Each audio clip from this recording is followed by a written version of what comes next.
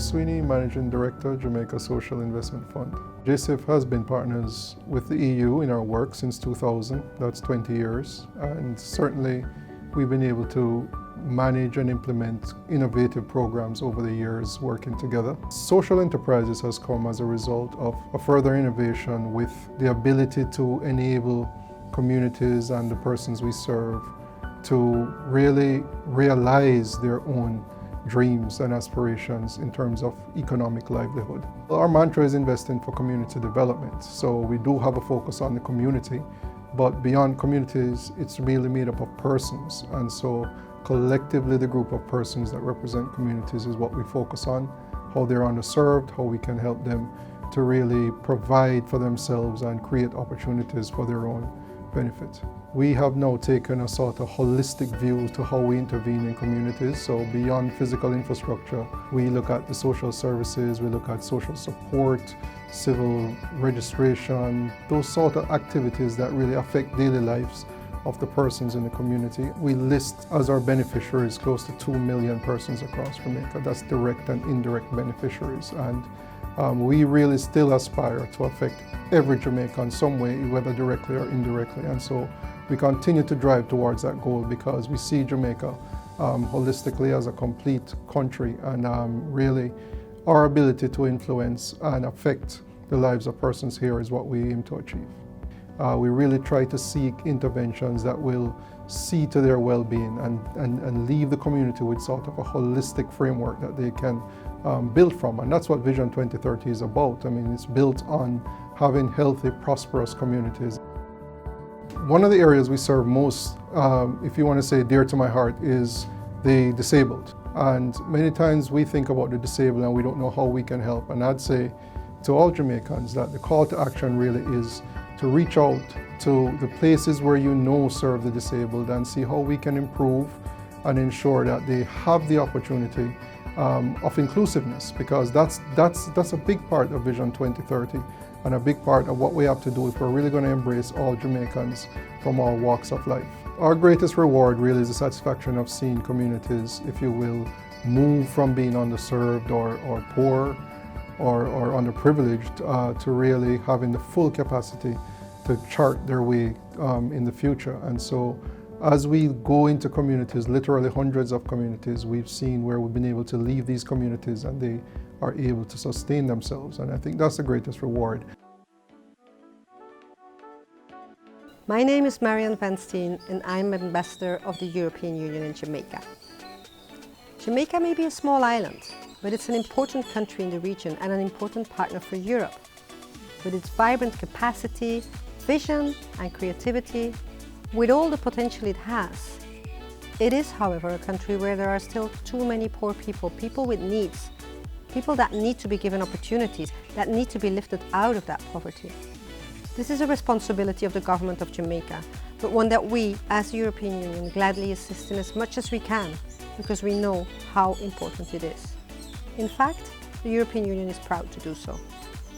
Our poverty reduction program is one of our flagship programs here in Jamaica. It's a program that has run for almost 20 years, focusing on social initiatives, infrastructure, capacity building, training, and on supporting social enterprises in some of the poorest and most vulnerable communities of the country. Through the Jamaica Social Investment Fund, this program, financed by the European Union, has been successful in uplifting some of those communities by building on the creativity and the skills of those who live in them. It's all about using already existing but unexploited potential, getting the best out of people, offering opportunities where these are needed, and thereby help to build stronger communities. It is rewarding to see how the creativity of the Jamaican people has contributed to the success of the program.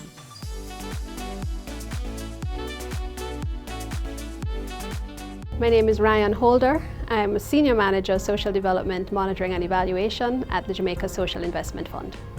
The social enterprises and community-based organizations are geared towards the improved access to education, skills and life skills training, which promotes income generation at the individual and community levels.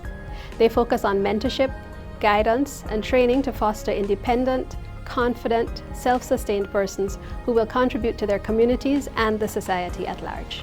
The enterprises have been grouped in categories of entertainment and culture, sports, manufacturing, youth training, and special needs. Development within these communities is key to the success and growth of our nation.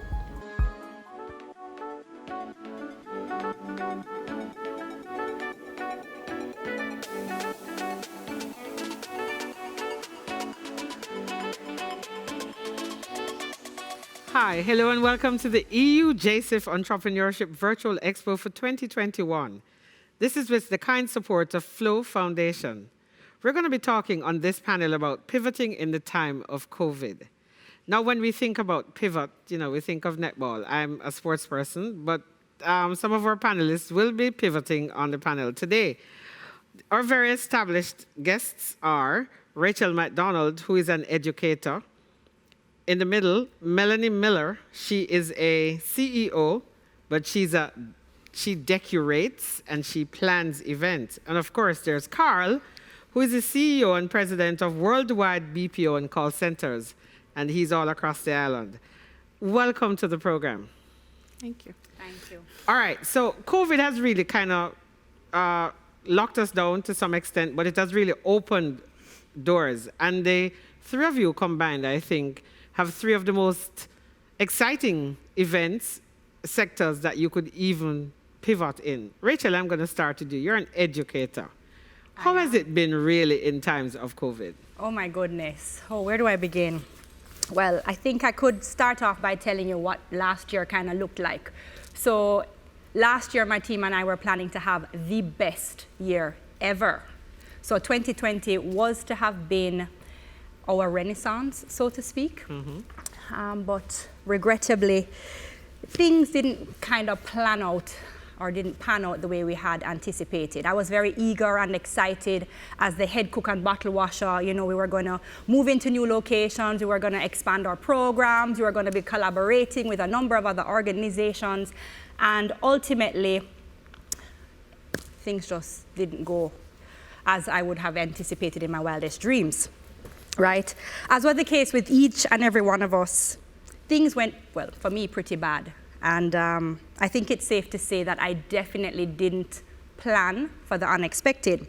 I honestly didn't think that I would have to transition my program that I created to be very hands-on and minds-on into being a distance learning program. I didn't anticipate the challenges that would come with introducing and maneuvering a primary program online, taking into consideration Jamaican internet.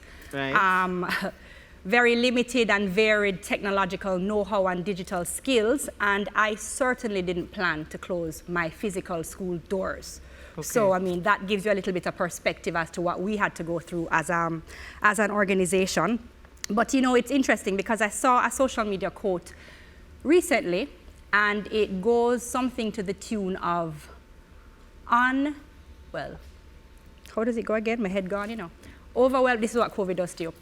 Overwhelming breakdowns lead to undeniable breakthroughs. And I think what this pandemic has forced me to do as head of Fundaciones is to really, move. Well, it kind of thrust me out of my comfort zone into this space of raw vulnerability, so to speak, but it did so at like G4 speeds. Right? Okay, well, Brené Brown says vulnerability is not a weakness, it's actually an opening for strength. And so I'll move on to Melanie, who is an event planner, and she does all these fabulous things. And so people, you were restricted by numbers and movements and all of that stuff. Tell me how has it been really?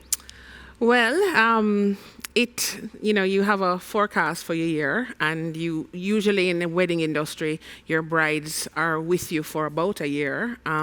So I already had my weddings lined up for 2020, and then came March when our borders shut. There was no more events, whether it was that we could not, or the numbers were small. A lot of my weddings were overseas brides and grooms, and they couldn't come. And whether it was a family, it was going to be the family reunion wedding, everybody was coming for the event, no one could come. So most people pushed to 2021, and no, they're still not sure, so they might move to 2022. So what that did was kind of put you in a position to, so what do I do until 2022 or 2021? In March of 2020, when you have 15, 16 weddings lined up already in the third month of the year, then to be told that you have 0. So I had to get creative in terms of what I do, because that was my core. So I shifted my focus without losing my core. And that's really what pivoting is. Yes. You control the ball. Exactly. So right? I had to sit down and decide, okay, what can I do? And I started to see a trend where a lot of people were unhappy, whether it was depression, whether it was financial, whatever it was, people were not happy. And I was like, what can I do to bring something to people without them having to go and find it? And I thought of heartfelt gifts.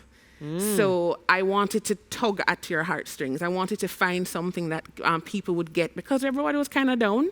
And I started to create, the name Decorate came from, speaking about decor and curating, and I mixed the words together so I can curate something for you pretty. Right. And so I started to give my friends little boxes where people are having virtual online girls' night in, and whether it was a birthday or it was like a Zoom christening or whatever. So I figured, what can I do for each of these moments that everyone who is a part of the moment, whether online, can still be a part of it. So I would give people boxes. So Rachel would get a box, Rachel's sister, whoever, and then they'd go on Zoom and they could all partake, whether it was a glass of Prosecco and some wine and cheese and crackers, and it kind of morphed into where it is now, which is now every and anything that can go in a box. We pretty much do, and it's here to stay. All right, that sounds good. So I want you serve loving boxes. Anyway, Carl, call centers got a little hit in 2020 in terms of because they were in massive spaces, a lot of people together, but the services are still largely global. How have you transitioned with regards to work from home, use of space, and probably even staggering your hours? How has that affected the call center business? Well, I think, and I call it the day of reckoning, and I said sometime in March 2020 last year when the news broke, and call centers, business process outsourcing operators, it's a large human capital. And when you're faced in a pandemic, which nobody plans for a pandemic, how do you manage that? And how do you manage everyone's feelings? And how do you know what to tell them? How do you keep safe? How do you retrofit the building? How do you do it now and do it quick? That was a challenge that we had, and a lot of BPO workers take public transport, so they're at risk, and coming to work, they're at risk, leaving work, they're at risk. It was a trying time, but that's when leaders lead, and we had to pull the team together. We had to, get everybody had to be ambidextrous. The left and the right has to work together. We have to make sure that everybody understands the danger of this disease, and understand that we don't know how to fix it, but we must work. We have bills to pay, and children to feed and to send to school, and we also have contracts with the North American, the overseas clients who expect us to remain 24 hours, who expect us to have everybody in their seats answering their phones. Yeah, because when I think about that, the threat of security of information, and I guess we'll talk about that a little later, but obviously, how were you able to even use technology to adjust maybe some of your more senior employees and how they would handle certain levels of information?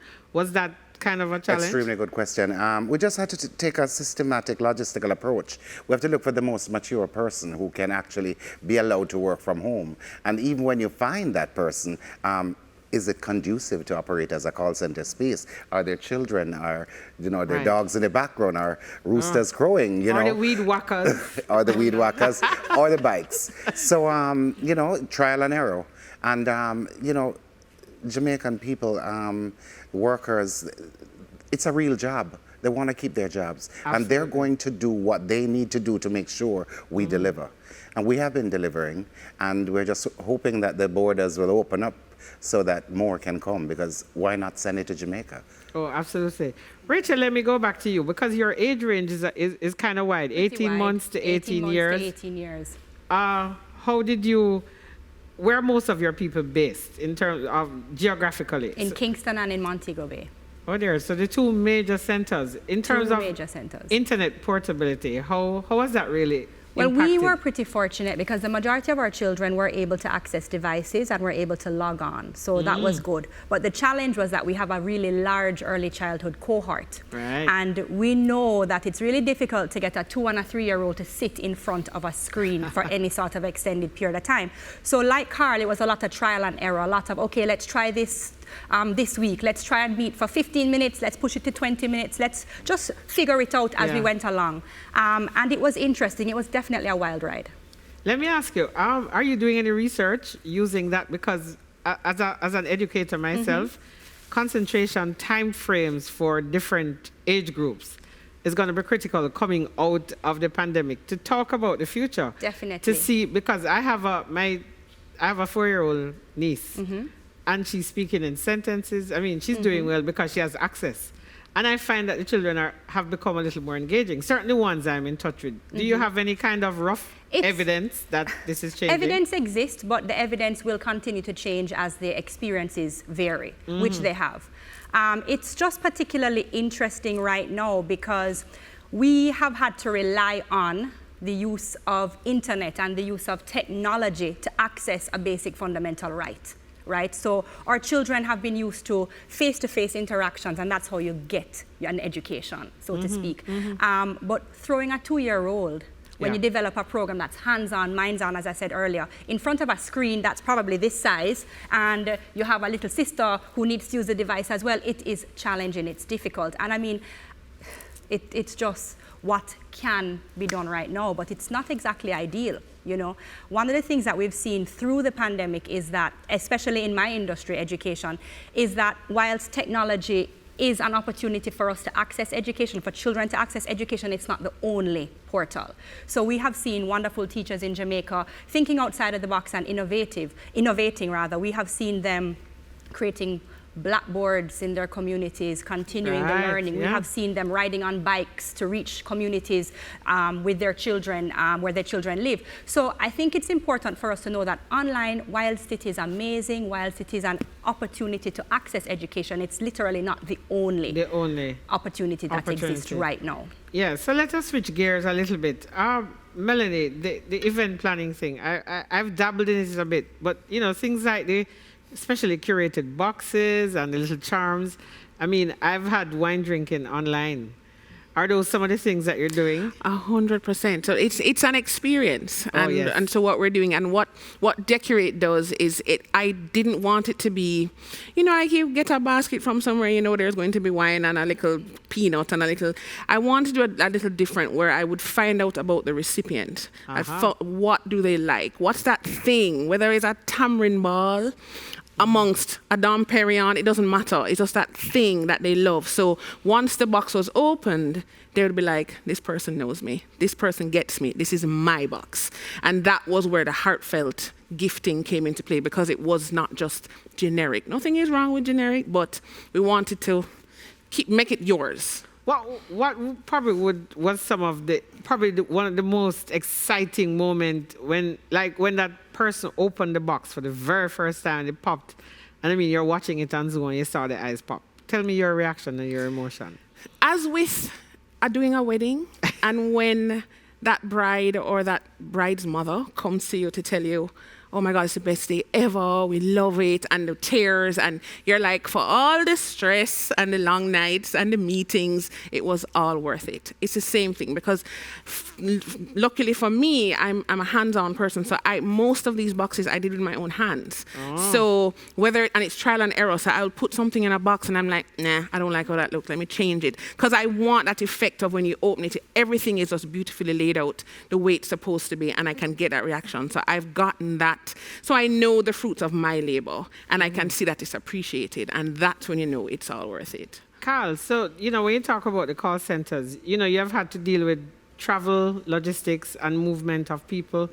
How was the attrition, if any? In other words, how much of your staff were you able to keep in terms of numbers or percentages? It wasn't about how many we're about to keep. It's about keeping everybody. Okay. And how well we could displace them and put them in areas where they could perform and deliver.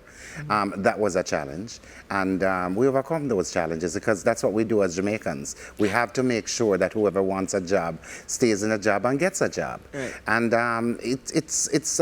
we get the commendations from all over the world because yes, it's a pandemic, but we're doing what we can to make sure that we continue. It's about, engaging and sensitizing everybody as to what we're going through because life must go on. And yes, we had to lessen the amount of agents who travel in the buses for providing transport, from the office back home. Right, yeah. Yes, we had to retrofit, like even where they eat. I mean, we didn't understand how to control it, but we tried to do the best we can. And, up to this point, we haven't had an incident or anybody testing positive. Yeah. So I think, we're setting the tone and people are understanding. All right, so wearing my HR hat a little bit because training would come into place, training and development and some organizational training and all that. How have you managed that? Well, for training, we would have smaller training classes, right, but we'd have more training classes within the same day. Within the same day. It's a lot of work. It's much more people working, and it's stretching it out all the time because, you would have one class, then you'd have a graduation pretty soon, but you'd have to wait until everybody's up to speed. And then you'd have to employ more trainers, so that all the classes are going through because the world is not waiting. Business must go on. Absolutely. It's a new abnormal. So, all right, remember that you're watching the Entrepreneurship Virtual Expo 2021. It's brought to you by the kind support of Flow Foundation. And if you just joined us, we have Carl Graham from the Worldwide BPO and Call Centers, Rachel McDonald at my left, and the fabulous Melanie Miller, who is the decorate and event planner. I don't want to pick favorites where you're like my favorite person right now because, yes, man, because, the wine parties and so on that you're going to have because... I have to, yeah. I know, right?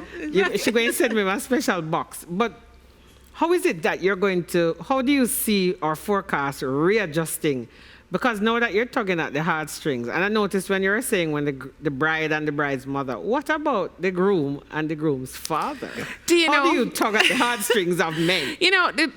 For the most part, the guys are pretty okay. They go with the flow. They're told just to show up and look nice. So they're not really trying. You have a few that will get really, and what I find is that you're either not really involved or you're involved. So you have the grooms that will be involved. They want to be in every meeting. They want to know what she's going to do, what you're going to wear. I need to see her shoes. I need to know what color nail polish on her nails. You have those. I see Carl nodding. I wonder which one of those times is he? And then, of course, I find that, and the father of the bride, he just wants his princess happy. He does not care about anything else. The only time you'll probably see a dad get involved is if she's not happy. And I have never seen that, thankfully. Okay. How about music? How you treat music in those sessions? I don't have to really, it's in terms of weddings you're thinking about. It's usually something that it's a group effort because remember, we're not going to just have any kind of music. We need to find music that speaks to your heart again. Right. So we would go through what it is. Tell me a story. Like I find out exactly how did you meet? What are the things that you like together? What are the foods that you like? What kind of music? And usually there is a disparity between what the groom likes and what the bride likes. But there's always that song that you'll take up your phone, honey, I just hear your song on the radio. And then usually those are the ones that they will walk down the aisle to or they'll have their first dance. So it's important, but it's their song. You know, Okay. I honestly don't like to say, you know, you should go down the aisle to this one, da da da. No, because I feel that it must be theirs. It must be true. To Oh, who they are. absolutely. Yeah. So that kind of personal touch is still. We're going to switch the conversation a little more to the business side now in terms of, all right, so you'd have had your plan leading up to, if you use the government's financial year, it would end March 31, or you use the calendar year. Or the school year. Yes, Miss Educator. At what point did you adjust the business plan? Well, we had to adjust. I mean, we got that message on Thursday, March 12th. I remember it clearly. And we had to adjust immediately. We had to go into, okay, let's go into emergency plan. Let's prepare. Let's brainstorm how we're going to deliver starting Monday, right? And I mean, the space between Monday, well, whatever Monday that was, and the end of the school year, June 2020, you know,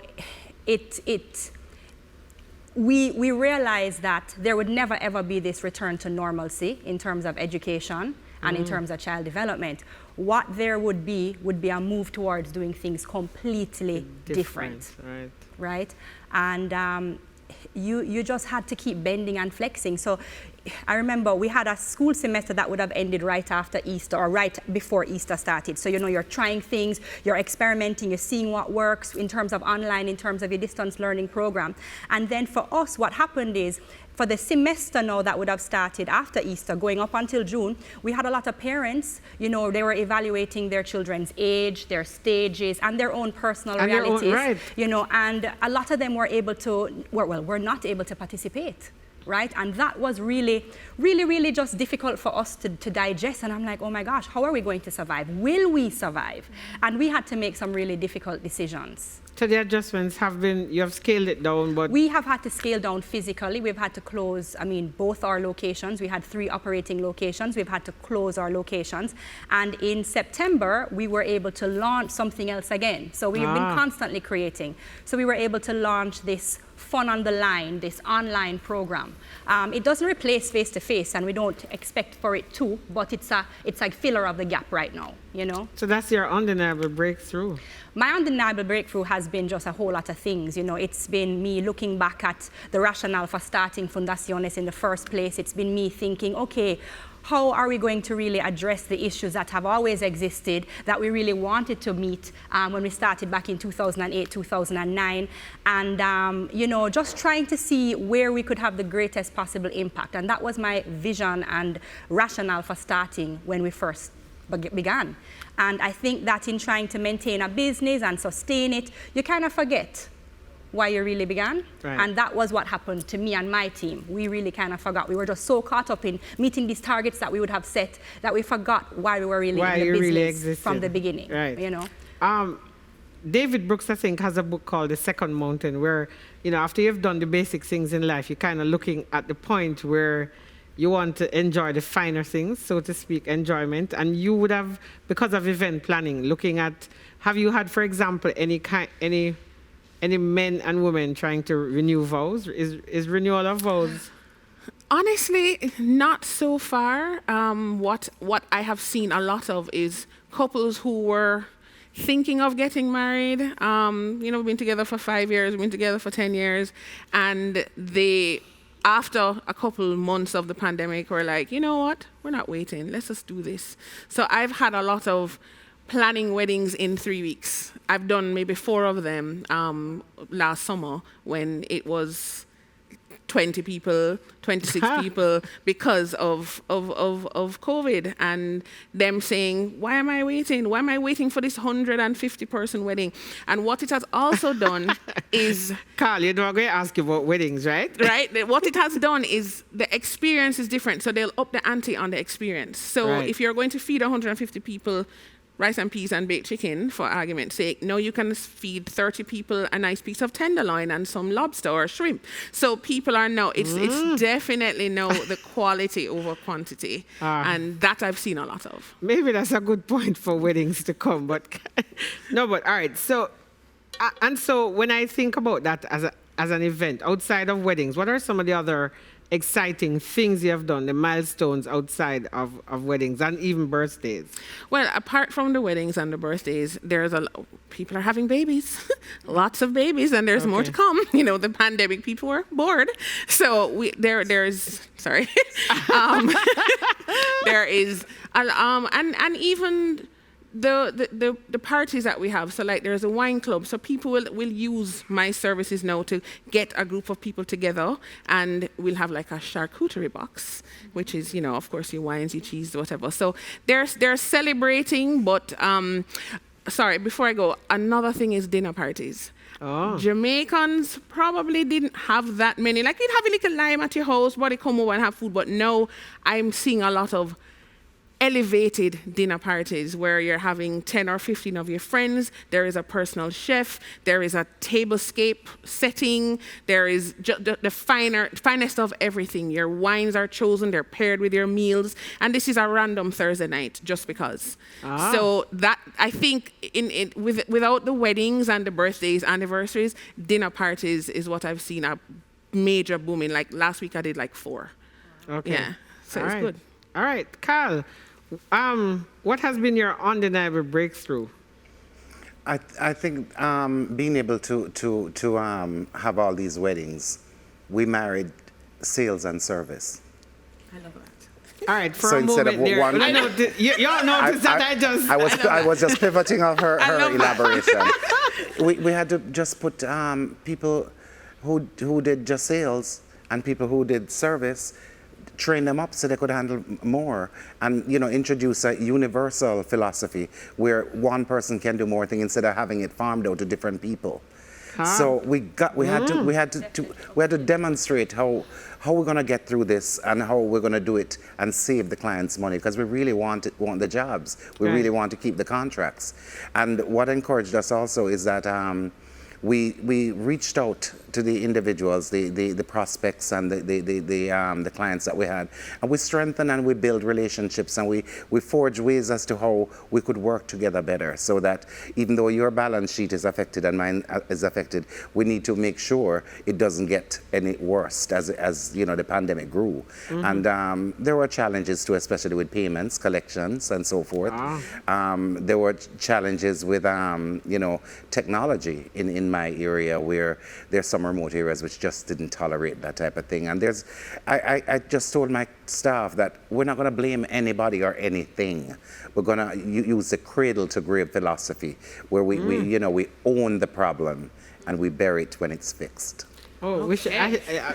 We should have him as the I know, right? as the pastor for one of your next weddings. But and so when I look at you guys, event planning, education, service, that kind of thing, I see where the upskilling that you've all done in terms of the finer things, the remote stuff and so on.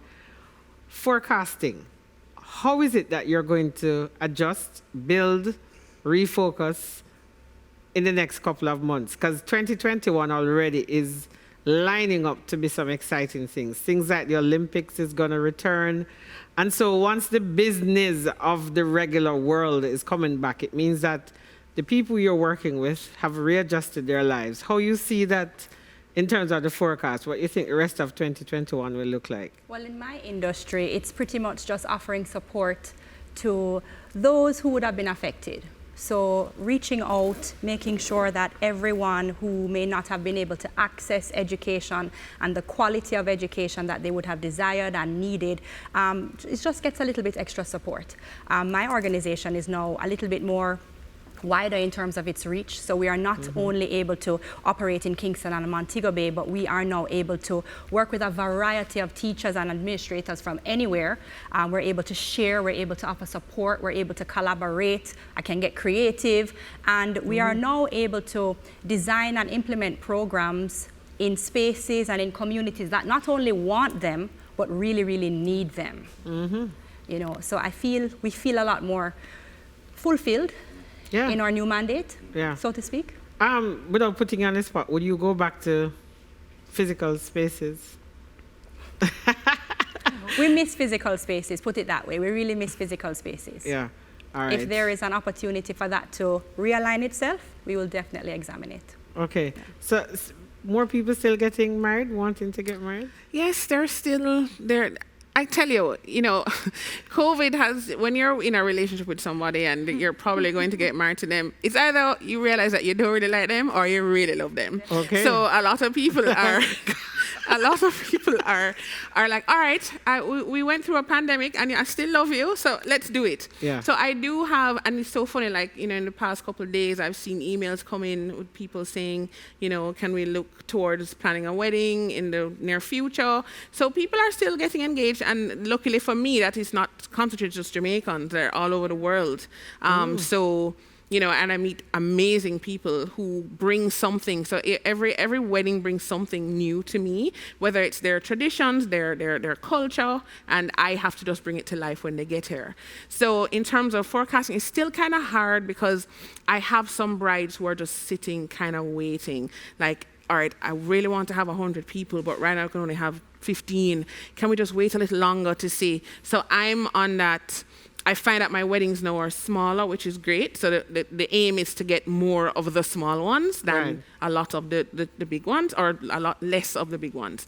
So, but the good thing for the other side of the business now, which is Decorate, is that people are always celebrating. There's always something to celebrate. There's always somebody who needs something, a pick-me-up, birthday, anniversary, baby. So the gifting experience will never go away. Oh, absolutely. So I apologize. there you go. And then the good thing now is even I've extended my services to the bride. So when you're coming to Jamaica, you want to give these boxes to your guests on arrival, welcome gifts. You want to give your bridesmaids a little, can you be my bridesmaid kind of box with little things that will just, you can wear on your wedding day. So I found that there is another way to capture, I still love weddings. They will never go away. Yeah. But I'm happy that I have something else that I can fuse together. Oh my God. I think Carl wants to marry again. So I'm finding you a new client for 2021. Yes. Exactly, for 2021. After we get through all of this, and we're back to normal. No problem. Yes. I'm here. So do you use more outdoor spaces? Like, yes. We have a lot of fields. Yes. Oh. I find that a lot of people, you can't come to Jamaica and want to be in a ballroom. Nothing wrong with a ballroom, because it's actually better for weather, in terms of weather. Absolutely. But to them, it's worth the risk. I want to be in a garden. I want to be by the ocean. I want to be in the hills somewhere. So 90% of the weddings that I'll do are not indoor. But we will make accommodations for an outdoor wedding, as in provide them with a tent and other things to ensure that you can still have a beautiful wedding, but just not inside a space. What's the most unique space you'd have done in 2020 that would make you, when you got the request, you're like, oh my God? The sad part is that we didn't do that many in 2020, probably in 2019, where I'm trying to think what would be the most unique. Nobody wants to go get married on Blue Mountain Peak? Or? No, not yet, not yet. Or flying out of a helicopter? Not yet, not yet. I find I'm throwing ideas out here, kind of a thing. But I would say most people, when it comes to their weddings, they don't joke. Brides are very serious about their weddings, so they are going to make sure it's foolproof and all their guests are safe and it goes smoothly. So they're not trying to do any acrobatics in the midst of their wedding. They're like, no, let's keep it the way it's supposed to be. All right, Carl, the budgeting process, operation stuff, because you have up training and so on, how is it that what's your forecast for your budget, without putting you on the spot too much, and kind of tell us what industries you service? Good question. And such a big question too. It needs about 2 days worth of answering. Equally important, or lest we forget, that the expenses escalated before anything else. Right. The sanitizers, the masks, all those paraphernalia that you had to put in there. Yes. You had a space that you normally hold 50 people. You can only have 20 to 21 in there. So the more you did is the more you were losing, and the vision is still there, but is reality coming soon? Because you want to know how do we keep doing this. I think the greatest thing was how we actually address the mental health of everybody. How would you be able to get them to keep calm, to be positive, and and the same on the side of the clients too, because at some point some people are really going to give up. You had to stay strong, and we serve financial institutions, we serve a lot of retail, we serve some big name brands. A corporate resume that looks good, but it didn't look good after March 16th, it was, Rachel. It didn't look good after that.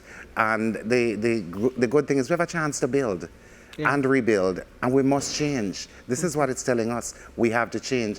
Life cannot be like a picture in a frame. It cannot remain the same. All right, so we're going to wrap this segment, and I really kind of want you to give me your wishes for the rest of 2021 and going forward, because the general rule of the pandemic is about 2 years, kind of give or take, and the expansion. And now we're more scientifically knowledgeable about some things. That means that we're adjusting in terms of the social distancing and so on. Tell me, what is it you really like to achieve for the rest of the year?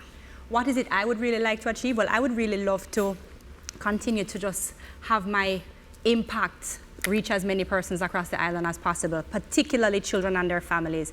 We want to get into as many communities as we can, and we just want to really affect that change. So I've been telling a lot of my teachers and team members that, we're coming from an organization where we have 3 letters that define or have defined our philosophy, our hashtag, or business name, and it's FUN. So I've been telling them, okay, use this opportunity to literally have fun. So find your fun, find your passion, live your passion. Unleash your vision, stop at nothing, be fearless, be bold, and just create a vision that you want to achieve. And then for N, normalize learning and growth, literally. Oh, that's fantastic. Fun. Nice way to have fun. Yeah. Yes. What event would you be trying to decorate for 2021? If you had one event that you want to do. All of them.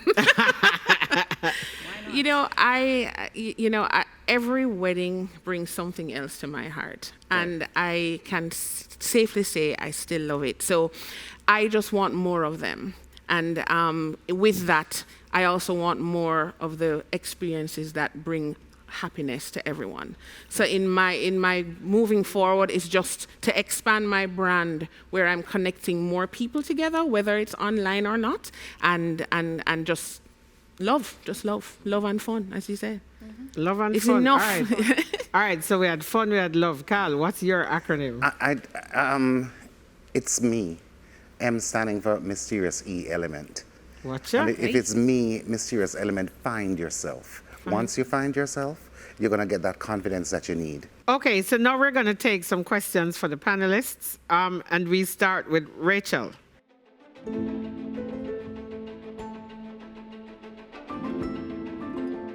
I can't see myself doing anything else. How do I start over? I think that we have to always remember that everything is cyclical and change is inevitable. So there will always be another opportunity for you to recreate yourself, recreate your brand, and recreate your product. I always tell my team, there's never ever any room for complacency, so you constantly have to step up your game. Right, the education sector is one such that has seen multiple changes, and I'm happy that you're able to kind of just give us some great ideas. Thank you very much, Rachel.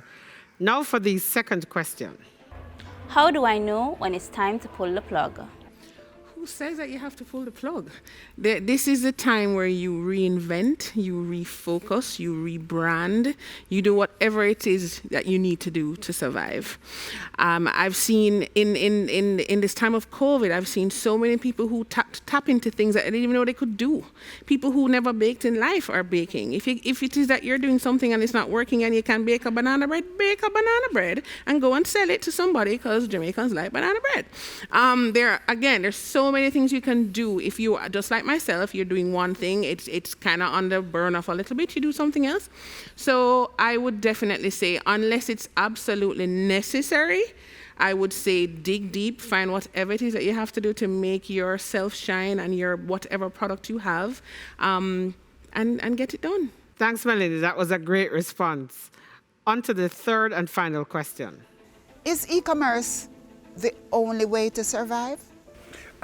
E-commerce is extremely important because that's the way of the world. We're moving to a cashless society, and e-commerce is going to be the driver. And the good thing about it, it's going to transcend us universally or globally. But we still have to focus on production and what do we produce to be able to run these e-commerce sites? How do we create things that the world needs, that they'll go on the e-commerce site? And with the pandemic, we have the time now. Some people do have the time. Maybe you should ask somebody to show you how to, introduce you to a keyboard, a computer, or stuff like that. Give you a little crash course so you can learn how to use that. And it would all come into place, because I keep saying it, and I'll say it again, we must change. All right. Well, that's a great way to end the session. You've been watching Rachel McDonald, our educator. In the middle, we have Melanie Miller, our event planner, or curate, wedding planner. Remember, if you have any special events, just call her. And then Carl Graham, who is president and CEO for the worldwide BPO and call centers. And he can be a part-time pastor for Me. For Melanie's weddings. You have been watching the EU JSIF Entrepreneurship Virtual Expo for 2021 with the kind support of Flow Foundation. Our topic today was pivoting in the time of COVID. Thank you all for watching.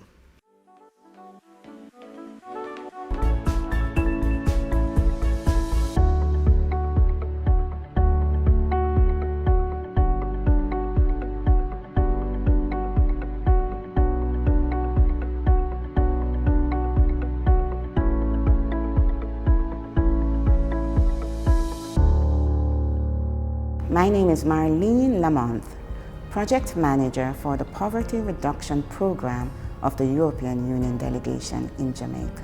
The social enterprises and community-based organizations work with at-risk youth within the communities to build their self-confidence and to provide access to education, skills, and life skills training for their development.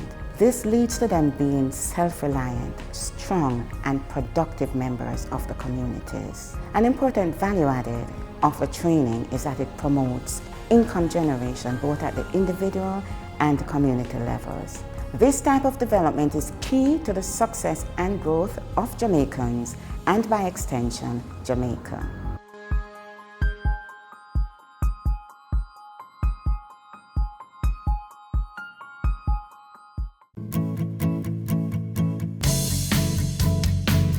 The Trenchtown CDC is an umbrella organization that's within the community of Trenchtown, and basically what we do is to govern the activities and mobilize and run the capacity development through our CBOs and through our stakeholders. We govern the entire Trenchtown, which includes 5 districts, and those are Linden's Greenwich, Arnett Garden, Wilton Garden, Federal Garden, and Rosetown. And that comprises of 27,000 residents that resides in the community. The main goal of the enterprise is to transform the communities, community transformation, through our social development and our economic development. We believe as a community and an organization that we can't develop the community without developing economic ability where persons can be able to earn for themselves, and through that can develop the community further. We offer partnerships, so we go in partnership with our stakeholders. Our stakeholders who are donor agency who can assist in the development of the community. And so we look at what the needs are of the community and what the personal needs are, such as persons need jobs, persons need further development, and what we do is offer training and development and further enhance their ability in whatever enterprise they want to enter. When we did join, we did more younger, but never really in a badness. We just the type person like love war. I'm not going to make nobody hurt my friend, I'm there because I just go in there. And my war will be very dangerous. Like do a lot of damage. Well, the CDC, I'm finally like football and go a lot of clubs and play. The CDC is just a very good organization that comes together to make the ghetto a better place. You can support the Trenchtown community through mentorship and volunteerism. Contact them at 876-374-1833.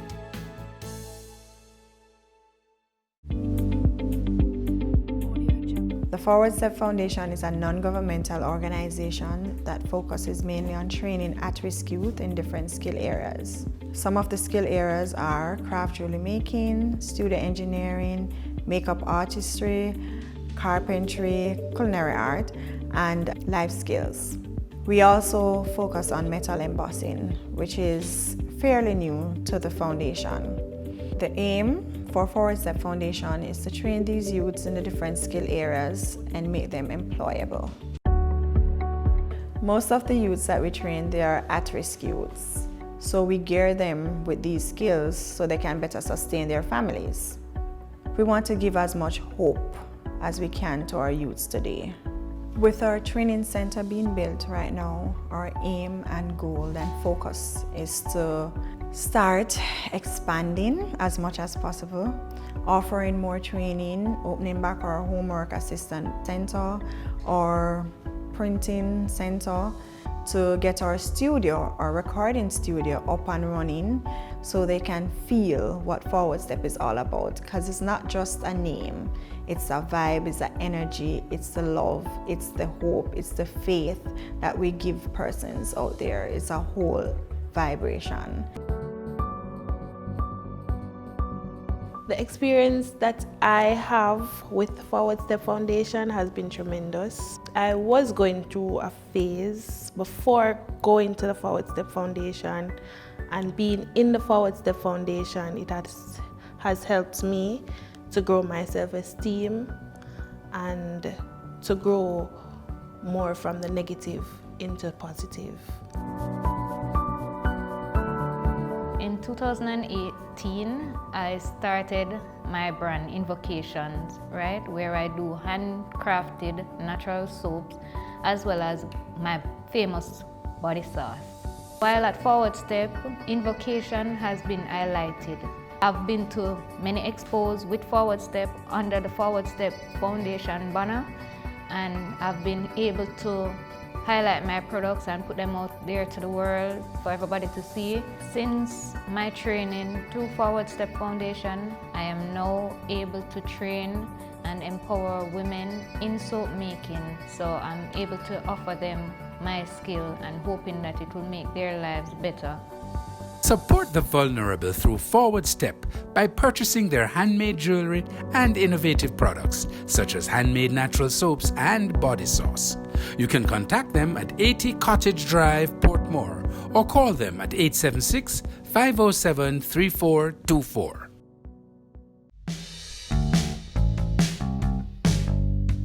The CRC was born out of the Four-Pass Citizens Association, which is over 36 years old. Through the influence of one of the youth in the community, we were approached by USAID to set up the Community Resource Center, which was for youth at risk. Hence, we had trainings, etc., and we had our opening, and the building was refurbished and now marked the Four-Pass Community Resource Center. No work, job, skills are not enough in the Four-Pass area. It was geared at them to really bring them in and let them know that someone cares, and to uplift their scope of knowledge. The main goal is to go forward.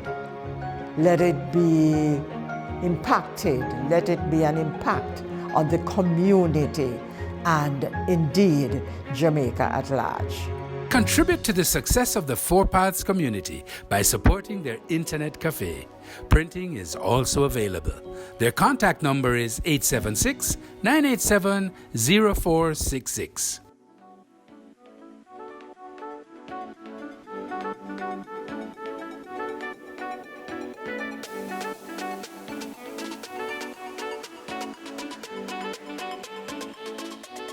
Welcome to another edition of our EU and JSIF sponsored Entrepreneurship Virtual Expo 2021 with support from the Flow Foundation. Now, of course, today we want to discuss how to reimagine your business. And I have today two great experts in the field who have gone through business for quite some time and know exactly how to reimagine business. Brittany Singh-Williams, CEO of Spark Education Limited, and PJ Wright from Mint Cleaners Limited. So let's get right into it. Define for me exactly, in this, I call it the post-COVID era, we're still in and out a bit and expect to get out of it totally. Is it important to reimagine a business? And what exactly is reimagining a business? Brittany. Well, reimagining a business is about understanding where it can go and how it can survive in whatever situation that you're facing or whatever the world is facing. And of course, it's important. It's important for us to be able to navigate and move and be flexible. Oftentimes, we don't really talk about being flexible in business, and I think that the pandemic has definitely forced us to start to think and react to that way. In business, in our personal lives, in every area, we've all had to be flexible in this season. PJ, with your experience in a lot of business, but a lot of entertainment as well, how have you found the need to reimagine?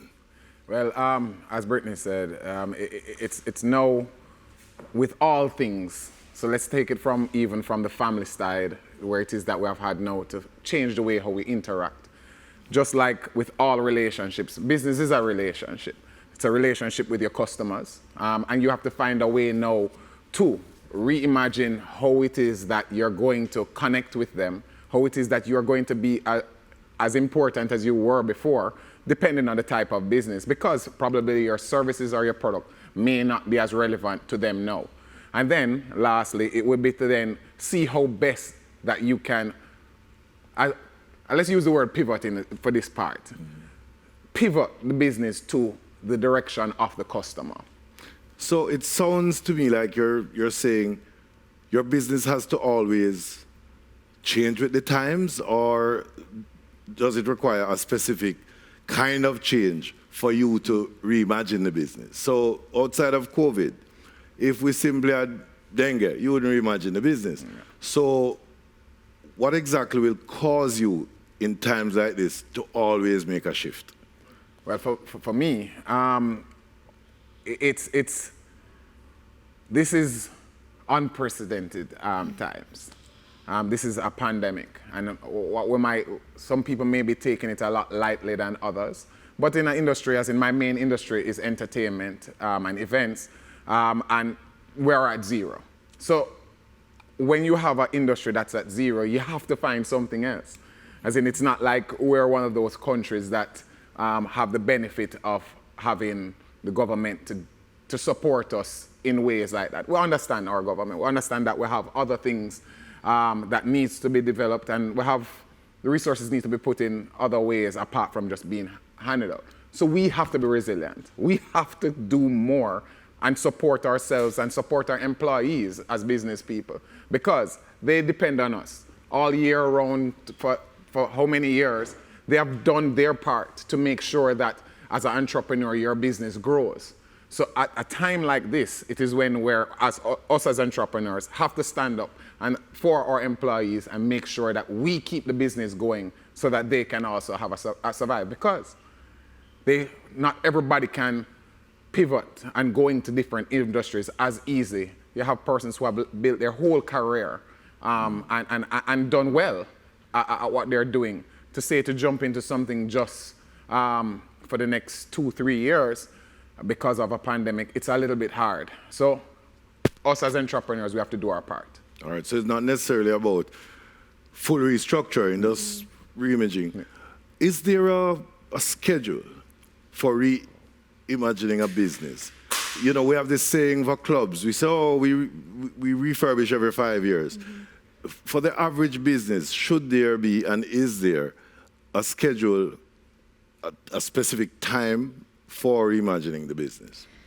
I'm not sure there's a specific time to change course exactly, but I do know that it's important that, you know, just like in your personal life when it's New Year's, you take a look at, you know, what is it that I'm going to do differently in the new year? You're not changing your whole personality. You may be changing little elements of doing something a little different, maybe fitness, for example. So I think that it's important for a business to do something similar. Every year you say, you know, what's the SWOT analysis? Where we're going really well? What are the weaknesses? And then what are the opportunities? In my case, in education this year, there was a huge threat to education. Children were out of school, but I also saw it as a great opportunity for people to start reimagining what education could look like in the Caribbean context. And that's something I've been very passionate over time. And so it was a little easier for me to just say, okay, now we can start doing all of these other things instead of dwelling on, oh my gosh, my child is out of school. So to go back to answering your question, I think it's always important to take that check. Am I serving my audience and how to do that better? There are people who will sit back now watching us and say, but I always heard if it ain't broke, don't fix it. My business is doing as well as I expected it to do, and I don't want to create any shifts. Should they still, even in that success, stop and go reimagine the business, or wait until you say, well, you know, things seem to be going the norm? Time for a change. I still think that reflection is important, even if you're not really changing anything. It's important to have a vision. What's the future of your business going to look like? Yes, it's fine now, but what could it look like? The world is moving. Technology is speeding up things faster than we can imagine. And if we're not keeping up, we're going to fall behind. Without the pandemic, there are a lot of companies that would have still needed to be in reflection mode of, you know, even if it's succession, how will the next leader lead this company? Or what can we do a little different to get more millennials or Generation Z or whatever they call it now into the business, you know? All right. If we want to take a template of a business that has been reimagined, I expect you've seen many of them in the past. You've probably had to do it with your own. But are there 2 or 3 examples that could easily come to mind for either of you that you could say, hey, look at this company. See, they went here. This is the result of having been reimagined. I can't necessarily, I'm going to use 2 different ones in Jamaica. One that everybody knows, you have a KFC. And I wouldn't say that's a full reimagine, but we have never ever thought of the day that we'd have KFC being delivered. But now, as a result, it is now a lot more convenient. So they have moved with the times and adapted to that. You have a company like Mailpack. Mailpack main focus was importation of goods for persons. And then they have, I know that they had that part of the business where it was local distribution of your supermarket goods, but they have gone deeper into that, where it is now that they understand that you have a person. So it's not around necessarily just about convenience. It's about a need. Because you have a person who may be over the age of 65, who has the credit card, but they don't feel comfortable with going into a supermarket. It's not safe for them. And they can use those facilities to get that happening. And then overall, we have seen where it is that the banking industry has started to move towards allowing a lot more fluidity within getting persons online and stuff. All right. Well, I'll use a global one then. A lot of people don't know this, but Play-Doh was actually a company that provided in the 1930s cleaning agents on walls when there was coal on the wall. And then, of course, when oil started coming in and electricity and stuff, they had to evolve, and that's how what we know as Play-Doh exists today. So you have to move with the times and see the need. I think it's very good of you to have used a company that PJ didn't know about because he was too young, but I relate to. But that's fine. Date me if you may. If you may. Let's look at this. Is it reasonable to say, can you make a definitive statement? A company that does not reimagine, that continues to go along, do you foresee problems down the road? Can it be said that, okay, fine, I mean, I've done it 15 years, never had to change a thing. Am I eventually going to run into a redundancy of existence? Or will I just continue to be a reasonably successful company? Perhaps it is directly related to the industry. However, I think that humans evolve. Humans are evolving, our interests are evolving. As we grow, our needs and wants change, which would mean that business services and products should also change, because then we won't need them. So. PJ?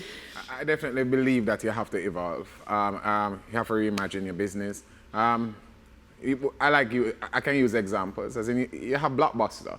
As in, if Blockbuster continued doing what they were doing, and which they did, they ended up having to close down because the times have changed. Netflix is where it is that we're doing it. We have a time now where it is that I'm pretty sure that movie theaters are going to have to relook if that is good business, and the movie industry altogether, because I don't think that a lot of people are looking to go into a movie theater in an AC environment. We see it in Jamaica, where it is that we have now driving back, where driving is back, and those kind of stuff. So, forget about pandemic.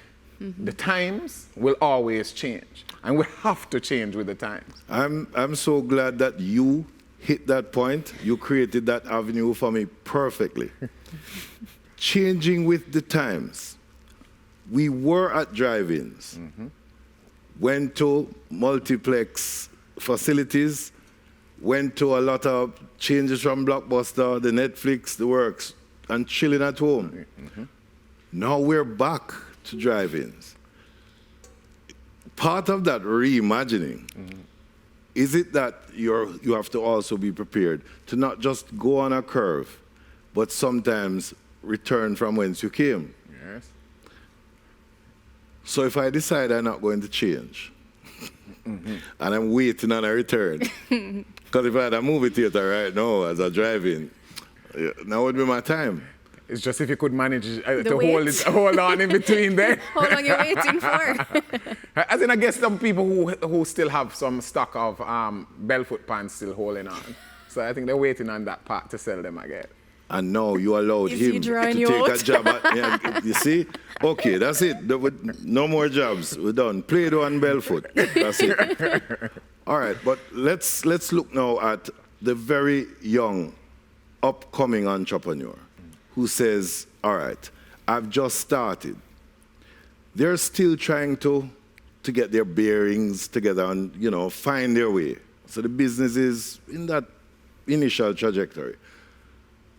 How do they decide, having not had a track record of business, how do they decide to change with the times and reimagine?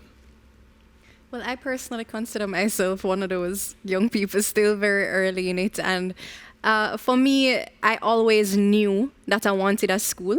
I always kind of knew what my purpose was. And I think that's also very important when you're thinking about your business, like what are you really called to do?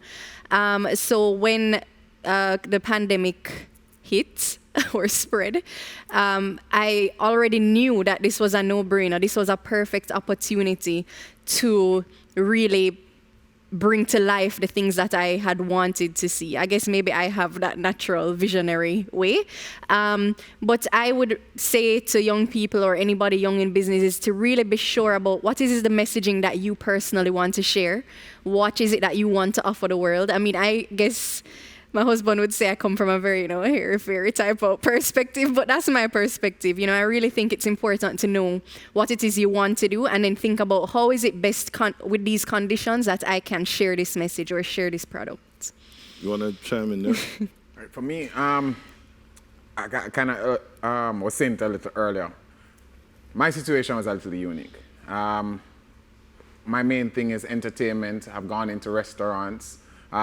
Two of those industries, entertainment and events, are at 0.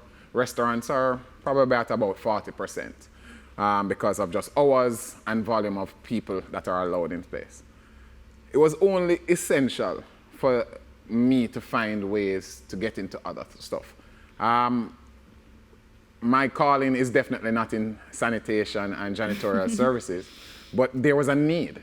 And by seeing that there was a need, by being an entrepreneur, you kind of head in that direction and find out how it is that you can find that creative mode, which is what I thrive off of within that industry. So hence the moving into sanitation with mint cleaners. All right. But if I may, Yeah. PJ did share with me earlier that he had years before, looked into janitorial services as a business opportunity. So he was checking himself from before. Yeah. So it's important to look back at those things too. Very true. Mhm. Any good party promoter understands that when the party is finished. Exactly. Yeah, so you definitely need sanitation services. But here's a challenge, and now I will carry you on a global scale and use an example so we can look at it.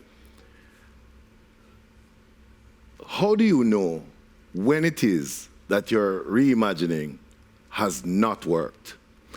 When you are the Coca-Colas or the Pepsis of the world who decided to try something different after being mega successful, then getting a mega hit, losing and having to go right back to the core of your business that your customers really like.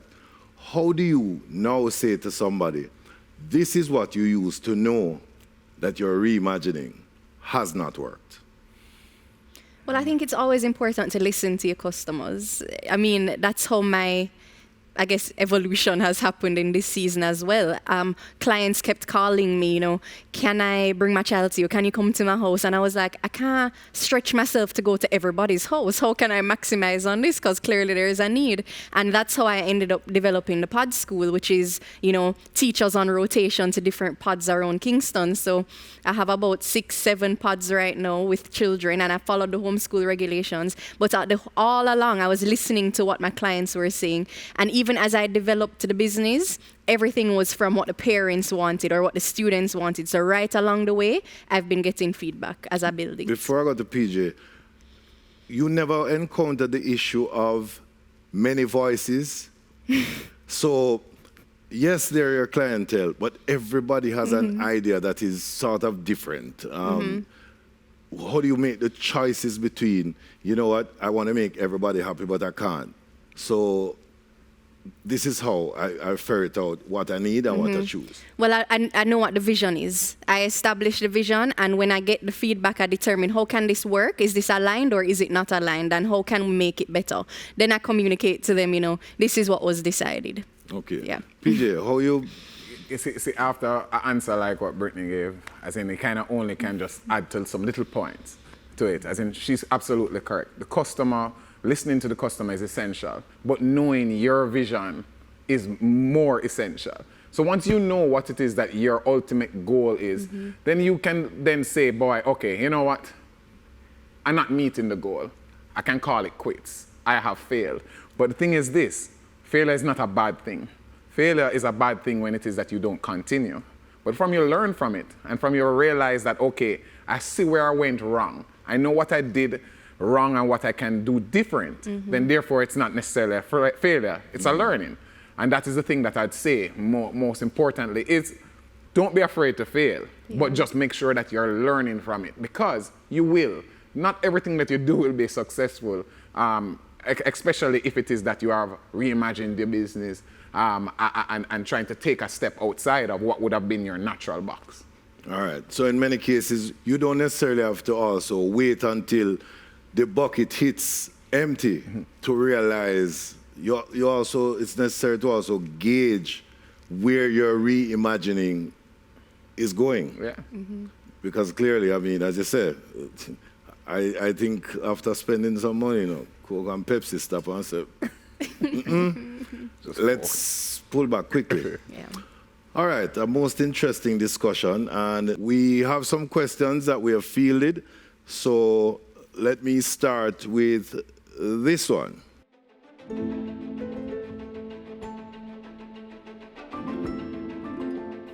I value my current team. How do I make sure they pivot along with me? Well, I think that it's important to know your team's strengths. What is everybody's strengths? What are their weaknesses? What are things that they also are passionate about? And how does that fall into line with the vision that you have for your business in this season? And then you have to make a difficult decision of, do they align or do they not? Then once they do align, I think it's also important to speak to those strengths, speak to the things that they're passionate about, because everybody has a reason for doing what they do, and you have to speak to that reason to ensure that they have enough buy-in for the vision of your business. Right. And PJ, I suspect you are going to get this question to answer. I can't really see myself doing anything else. How do I start over? That's a really hard one. And the reason why is because as in life, people take this, we have this thought that we're taking a setback. I always look at it as a step back rather than the setback. If you have made a conscious decision that you're doing something to start over so that you can move forward, as in just like a slingshot, you see it. You go back and it go forward, go far. More, you go back sometime the further it go. But the difference is that you have to make a conscious decision that you are starting over. You are learning, and you're going to take the things that you learned from when you failed and you put it into that. And it may be that you start working for somebody. Might be somebody that you're working with somebody that you believe you can gain some knowledge from, or a business that you can gain some knowledge from, that you can then start looking to go out on your own. All right. Well, a great message right there to end on. And I think I'd say a step back is not a setback, but a chance to get back. Boy. I like that. You like that? Geez, I'm taking it though. Yeah. And I know mean cleaners can afford to pay for it. All right. So we definitely want to thank our panelists, Brittany Williams-Singh and PJ Wright. And of course, it could not be possible without the beautiful contribution of the EU, JSIF, and Flow Foundation for Entrepreneurship Virtual Expo 2021. Thank you all for watching. Do enjoy, share it, and learn from it.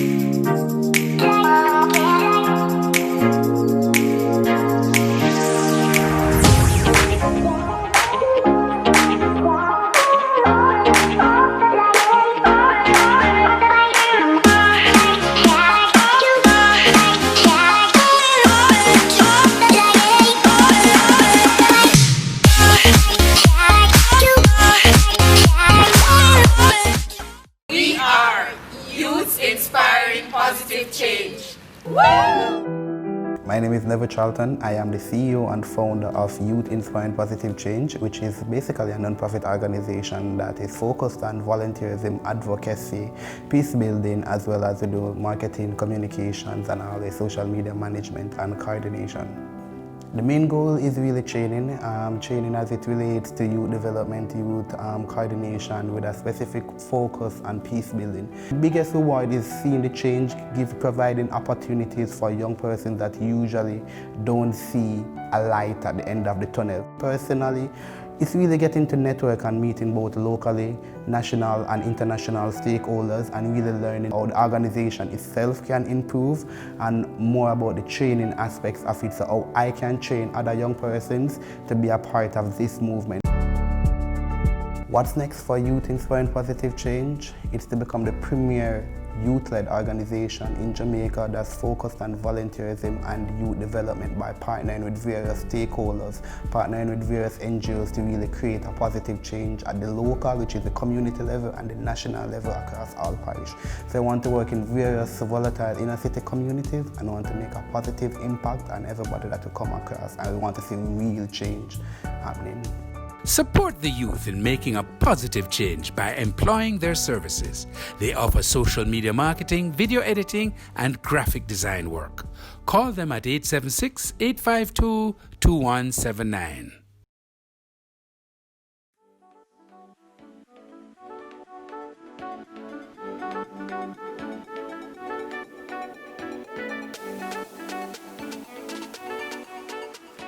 Hello, and welcome to the EU JSIF Entrepreneurship Exposition 2021, powered by Flow.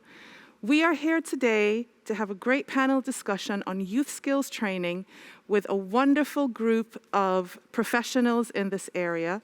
My name is Olainka Jacobs-Bonnick. I am your host, and I am the General Manager of the Jamaica Youth Business Trust.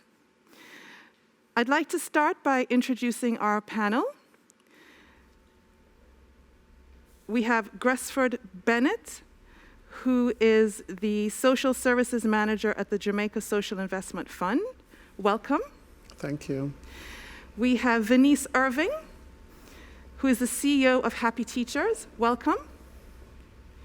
And we have John Earl Spence, psychologist at Fight for Peace. Welcome. Thank you. So today we are going to be discussing the importance and the role of youth skills training.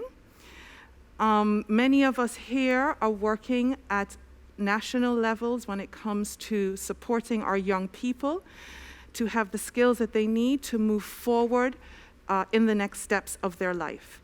Most importantly, entrepreneurship is a key tool in poverty reduction and poverty alleviation. So I would like to just start off by giving our panelists an opportunity to speak about some of the work that they're already involved in this area before we go into the discussion. Mr. Bennett, could you please tell us a little bit more about the Alternative Livelihood Skills Development Program that JSIF is involved in at this point in time, or funding right now? Sure, no problem. Good morning again. Good morning. As mentioned, I'm Gresford Bennett from the Jamaica Social Development Fund. I help to power the team that deals with the issue of enterprise development, entrepreneurship, and alternative livelihood skill development. It's a multi-million-dollar program that the Jamaica Social Investment Fund is running. We have invested, I think, maybe close to $1 billion actually in skill development and enterprise development over the last 3 years. I think we have worked with maybe over 2,000 to 3,000 young persons and various levels of skills. And what we have been doing is really testing a model where we try to move young persons rapidly from either in their house or on the street corner into training and into placement. And it's a model that we are proud of, which we are sharing also with the National Training Agency. We looked at demand-driven skills. So we have worked with young people around online entrepreneurship, plumbing, welding, events management, production, just a wide array of skills. And we have seen the benefit of the investment. Pre-COVID, we have up to 38% in placement rate for those young persons, and those are the lessons we are sharing. I am happy to be with this panel. Additionally, I have the benefit of being an entrepreneur myself, having major shareholding in over 5 businesses, from health, transportation, and so forth. So, I'm really pleased to be here to contribute. So thanks so much, Mr. Bennett, for that brief introduction to the Alternative Livelihood Skills Development Program. And I think the title of that program is very much critical and central to the discussion that we'll be having today about alternative skills for livelihood and also for reducing poverty alleviation. So I would now like to go to Mrs. Venice Irving, who's the CEO of Happy Teachers. Please tell us a little bit about the work that you are doing now in the area of youth skills training and youth skills development. Okay, thank you so much. So, as the CEO of Happy Teachers, we have increased our efforts since COVID-19 in trying to see how best we can digitize our teachers. So sometimes we find that our teachers are lacking in certain digital skills. So we have been, getting the teachers, getting the trainers involved in our online training and also teaching them about online learning strategies and so forth. Further to that, I am now a part of the hard smart master trainers, and we are now in a program called Job Readiness Program. And this program, we are targeting about 30,000 youths across the island, and we'll be teaching them on life skills, core skills, and digital training skills for 2021 and beyond. Thank you. Fantastic. Thank you so much. And of course, we are forever indebted to our teachers who have had to pivot in the most seamless way to ensure that our young people and our children can remain in education. It's also quite interesting that you're working with the digital program that you just mentioned. And that number, 30,000 young people, really stands out to me. And I wonder, how many young people do we have, Mr. Bennett, do you think we have in the country that would be eligible for youth skills training? I mean, that's a question that we can come back to, but I'm just thinking about it. When you say 30,000, it sounds like a lot, but it probably is maybe just a handful. Just the tip of the iceberg. Just the tip of the iceberg. Thank you so much. Now I'd like to go to Mr. John Earl Spence. Thank you so much for being here today. Please tell us a little bit about Fight for Peace and the work that they're doing in this area. Okay, so I'm a psychologist. I refer to myself as a youth development consultant. And I've been working with Fight for Peace for the last 3 years, whereby we have concentrated, for my part, on the soft skills of skills training, such as building up the self-esteem and empowerment of the youth to go forth, building up their life skills repertoire. So we are trying to not just give them a technical skill, but give them skills in terms of managing their own emotional maturity, their own motivation for going forward. Fantastic. Thank you so much. What a fabulous cornucopia of opportunity for our young people. Alternative livelihood skills, digital skills, emotional intelligence skills, life skills. That's quite a lot that we are putting on the table in the hope to support them into their next steps. So as we know as professionals, development professionals in this area, life skills as well as skills training is understood to be a very important tool in the growth of any individual. So whether you're a young person or not, it's really important to continue always moving forward.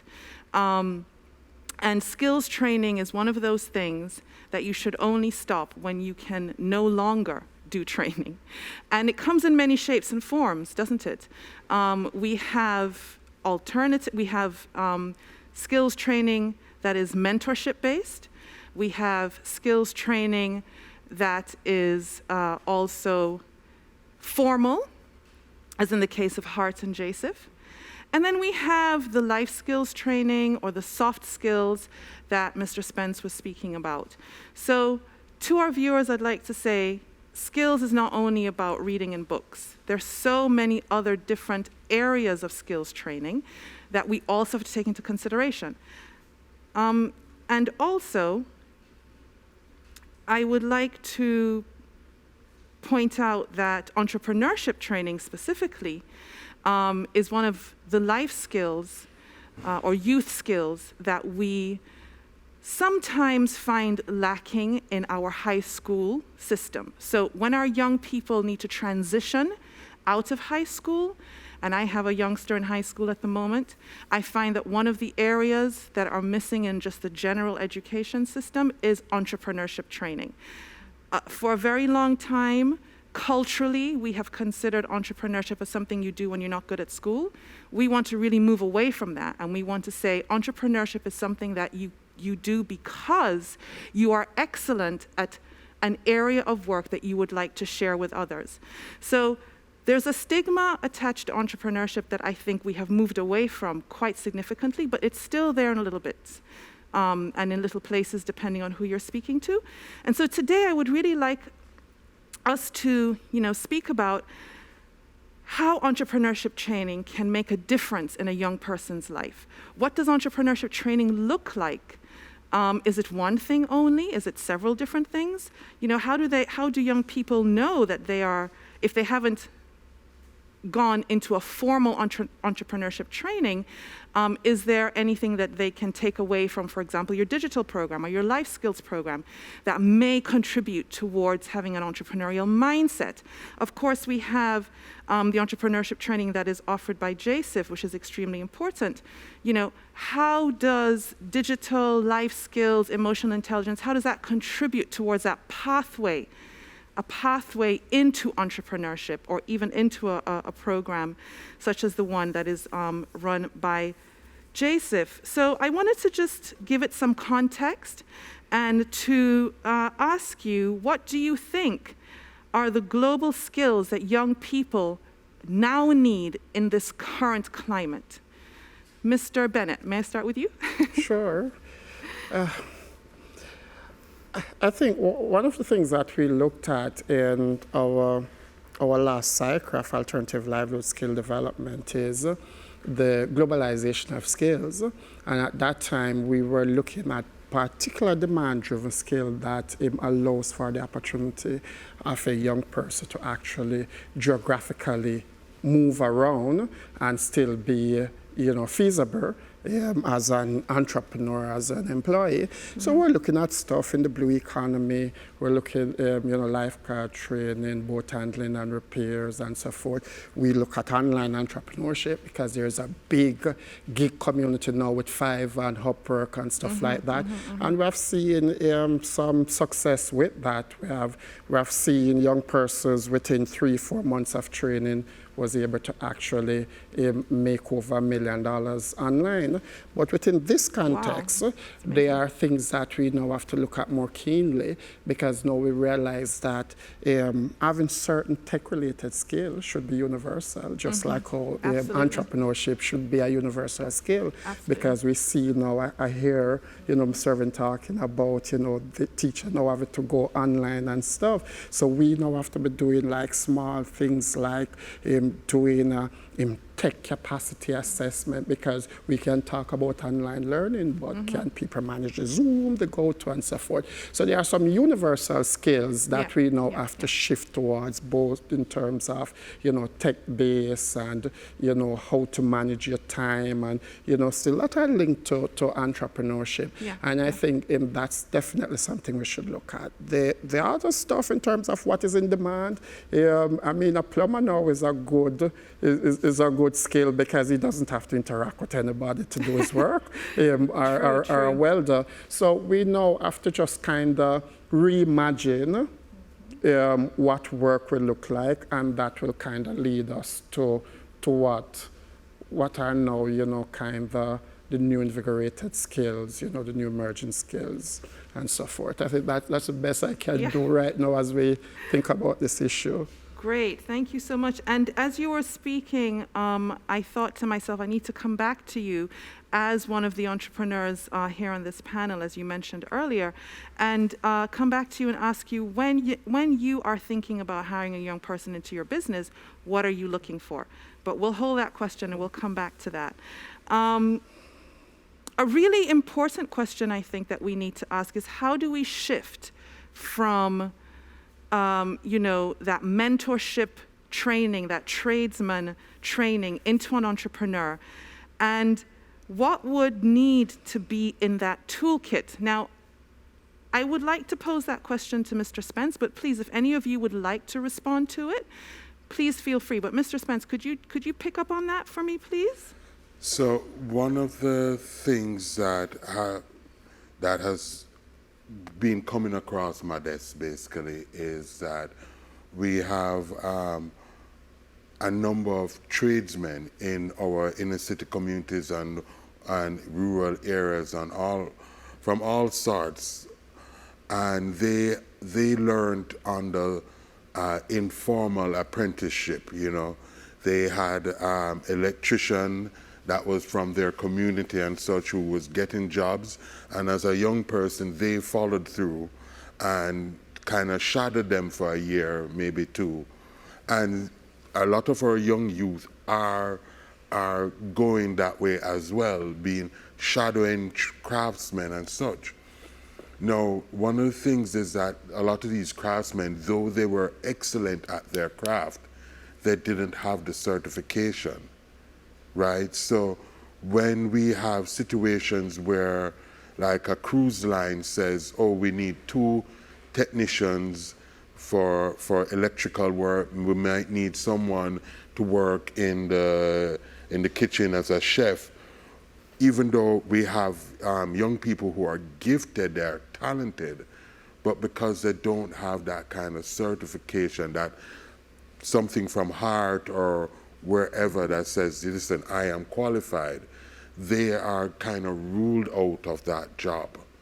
And during this time, it might be the best time to start thinking about, since everything is already being done remotely or limited in person, how can we get these craftsmen and tradesmen into a situation where they can test out, do the exams, do the practicals, to order to qualify to get that certification? Because they have, you find that they have the mindset that I've already done my apprenticeship. I'm out there, I'm big. For me to take a year off and go to classes and such for the certification, when I might have a family to feed, it's a rough decision for them. Absolutely. So this is something that we're looking at. And then you had originally asked about what are some of the basic skills. Even under the pandemic, there's some basic skills that for entrepreneurs they need. They need to know how to, basic financial literacy, right? Making a budget, watching their account, matching what they're spending from what is coming in regards to income. I point out, and I think this is the last one I'm going to throw in there, but I point out that during our COVID period, there were grants put out to help people get through the times, the governmental grants, the We Care grants. Quite a number of these people had to get assistance in setting up their bank accounts because they did not have one before, right? Right. And so they were never part of our formal economy. Correct. So if I'm the parent and I'm not part of the formal economy, what about my child that is coming up? Like they're separated, they're outside, they don't have a TRN, they don't have any form of national ID. And these are standards that we need to get our youth, or facilitate them, assist them in getting so that they can access a lot of the other stuff that would come from either one of the other panelist programs. Absolutely. No, I agree completely. And when I hear you speak about access, I immediately think about embedding entrepreneurship into education. There's no reason why it should start once you leave school. As a matter of fact, it should be a part of your curriculum. And this takes me to Mrs. Irving. So I'm actually quite interested to hear a teacher's point of view about what you think are pandemic compatible skills. And given the shift that has occurred with COVID, what do those skills look like?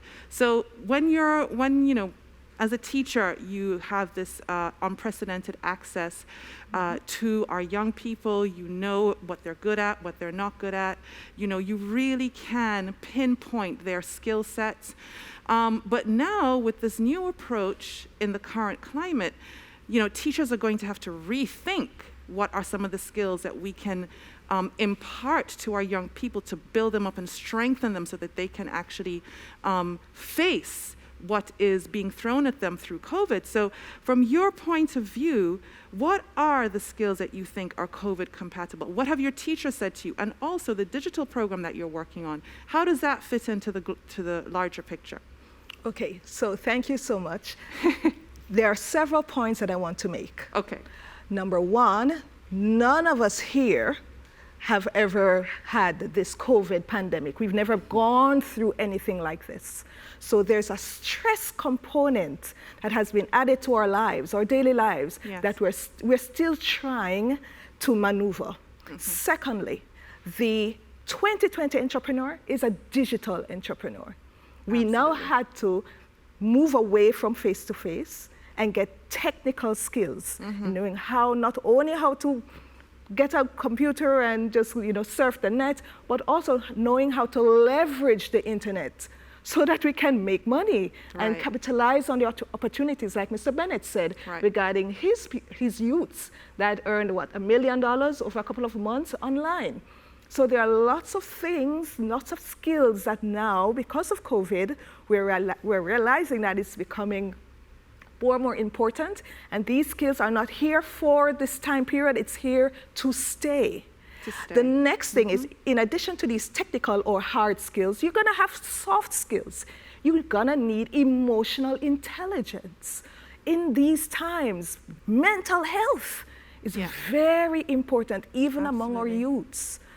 The incidence of suicide is increasing, the talk of depression among our youths is increasing, so we also need to have EQ, emotional intelligence skills, to move forward past this pandemic and also for us to thrive in our lives. So the teachers have found that, we were talking about this before, the students are stressed. And tired. They are in front of the computer from 9 to say what, 1, 2 o'clock, and they are stressed. So we have to now find new ways to engage the kinesthetic learner, the visual learner, the person that wants to just do something and cannot, or the child rather, who cannot sit still.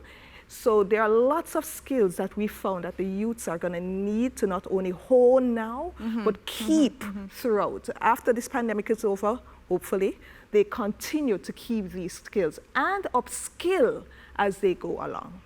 Great, thank you so much. So a very rich discussion so far and so many questions coming to me, but I think the key question right now that I'd like to throw out to the panel is, how do you think the young people are responding to youth skills training? Do they see it now as a career path? Because we know that there's been some stigma attached to skills training, or TVET, for example. So what are your thoughts on that? What has been the feedback? I mean, Mr. Bennett was saying that he had excellent results with his program, but I wanted to just delve into that a little bit more to give our viewers an opportunity to understand how that career path has progressed and grown. Personally speaking, I find that the youths are moving away from the structured work programs that you go to school, you finish school, then you try to find an office job, and you stay in that job for 20, 30 years until you retire and get pension. Now the youths are looking to see, what can I do on my own?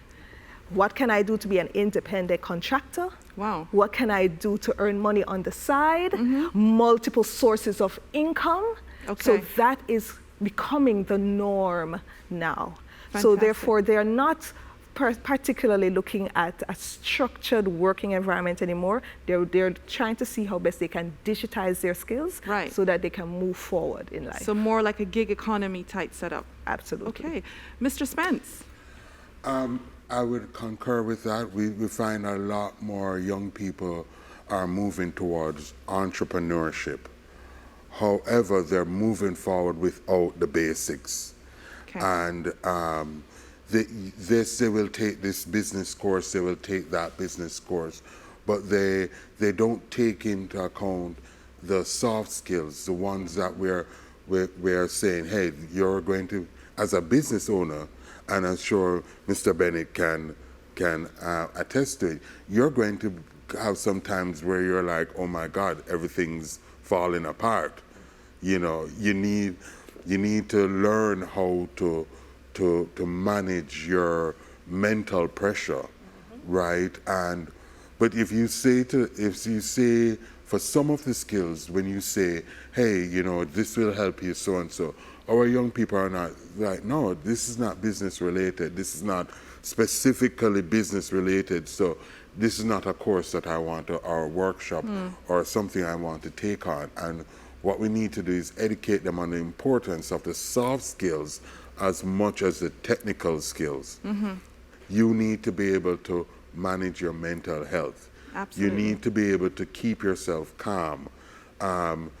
Customer service, you know, customers will call, they'll be irate, maybe, and you need to be able to know how to de-escalate, and Right. that is conflict management.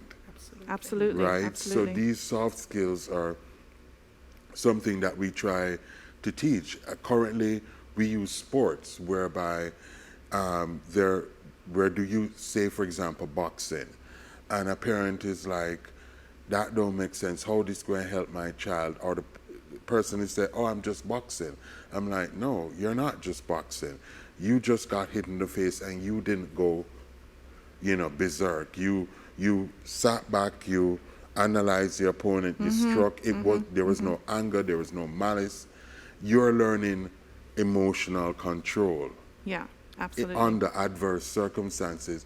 And this relates to your entrepreneurship. So the soft skills are definitely there, and we need to educate and increase the awareness among the youth that these soft skills are just as vital as being able to balance your checkbook. Absolutely. Yes, Please if go I ahead. could just share a few of the lessons learned from our program. But before I do so, I'll just like for the audience and for Mr. Spence, currently we are actually working with Hard Partnership Branch to actually kind of test out again, because they had it before, which is their on-the-job certification program, where we have 96 digital plumbers. These are guys that we train how to do water audits and leak detection and so forth, using an app to provide reports for clients and stuff. And we're actually using them as a kind of pilot to actually do the on-the-job certification. So there is a way actually for those skilled workmen from the community, same problem, identical problem, where we find a lot of skilled persons within the communities, but they are not certified, and they are not willing to go into a formal system to now sit down for hours to get that certification. So that's something that we're looking at. And I know you said digital plumber. Never ever heard of a digital plumber. New career path. Yes. Love that. So it's a new industry that we're trying to create, and it's not unique.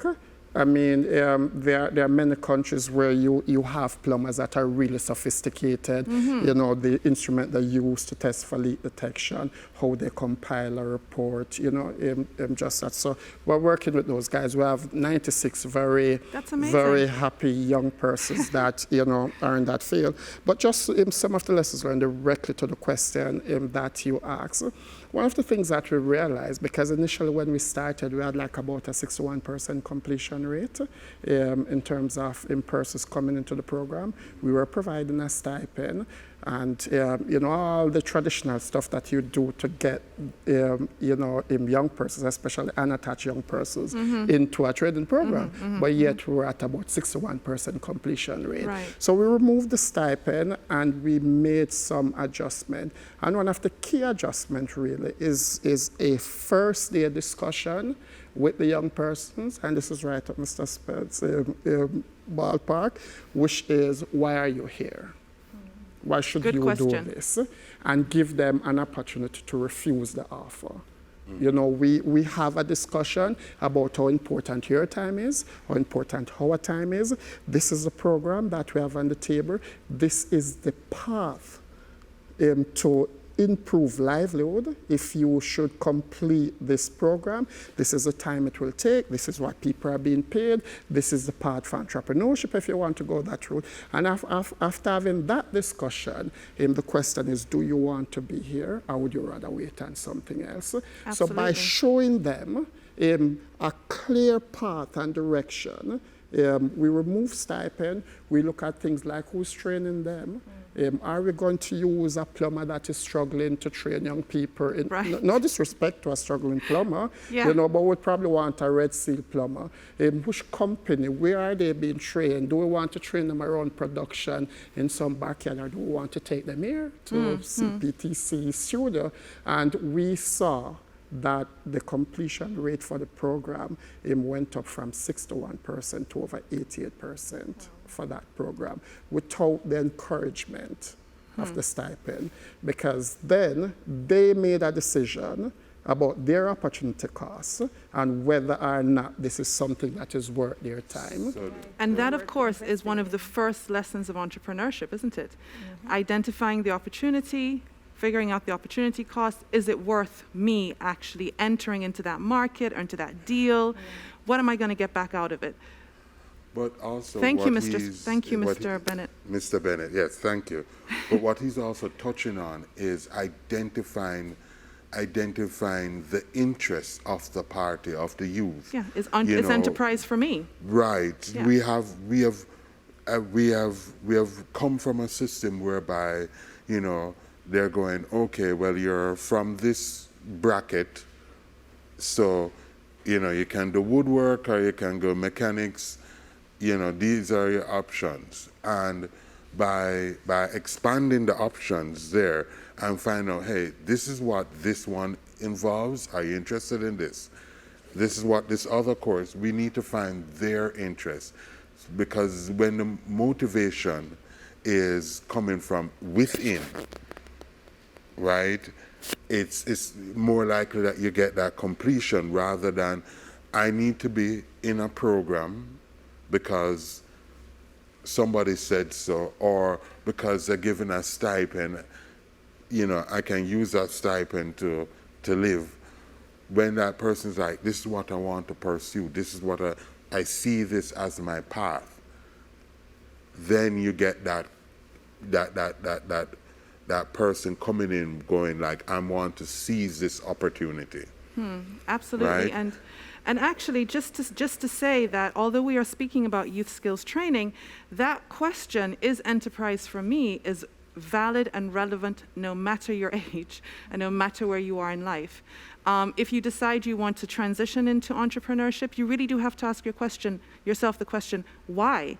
And I think this is where entrepreneurship training is actually really, really important, because it gives you the basics of what it takes to run a business. And then you can step away from that if you want to, or you can continue if you think it's for you. But many people feel obligated to transition into business because they think to themselves, well, I have no choice. And when you have no choice, you generally don't do it well, do you? So that was a very rich discussion. Thank you so much. In the last few minutes that remain for us right now, I would just like to come back to Mr. Bennett, and please put your entrepreneur hat on and tell me, when you have a young person in front of you who wants to be a part of one of your 5 enterprises, what do you instinctively look for? It's very difficult, because sometimes it can be an emotional decision. Being someone that has worked with young people across a couple of countries for over 20 years, you initially instinctively want to help, but then you realize I think this is my hard position now, where I'll say that I'm only willing to work with the motivated. I can provide you, I can try to help you to be motivated by providing the necessary details and the opportunities and so forth. But you have to come to me as someone that is willing, you want to progress from point A to point B. So simple things like turning up before me is very important. Being on time. For me, just being on time. Yeah. Initiative, being willing to say, why don't you think of it this way? You know, willing to test me as well, and not being very, you know, anything you say, boss, will do. But sometimes people grow into that. So for me, being punctual, you know, in being willing, your story, or you articulate why something is important to you, whether it's a job or anything else, these are the things that we look for, not necessarily qualification, because, you know, we can train. Thank you, Mr. Bennett. That wraps up our panel discussion, and we're going straight into our Q&A. Let's take our first question.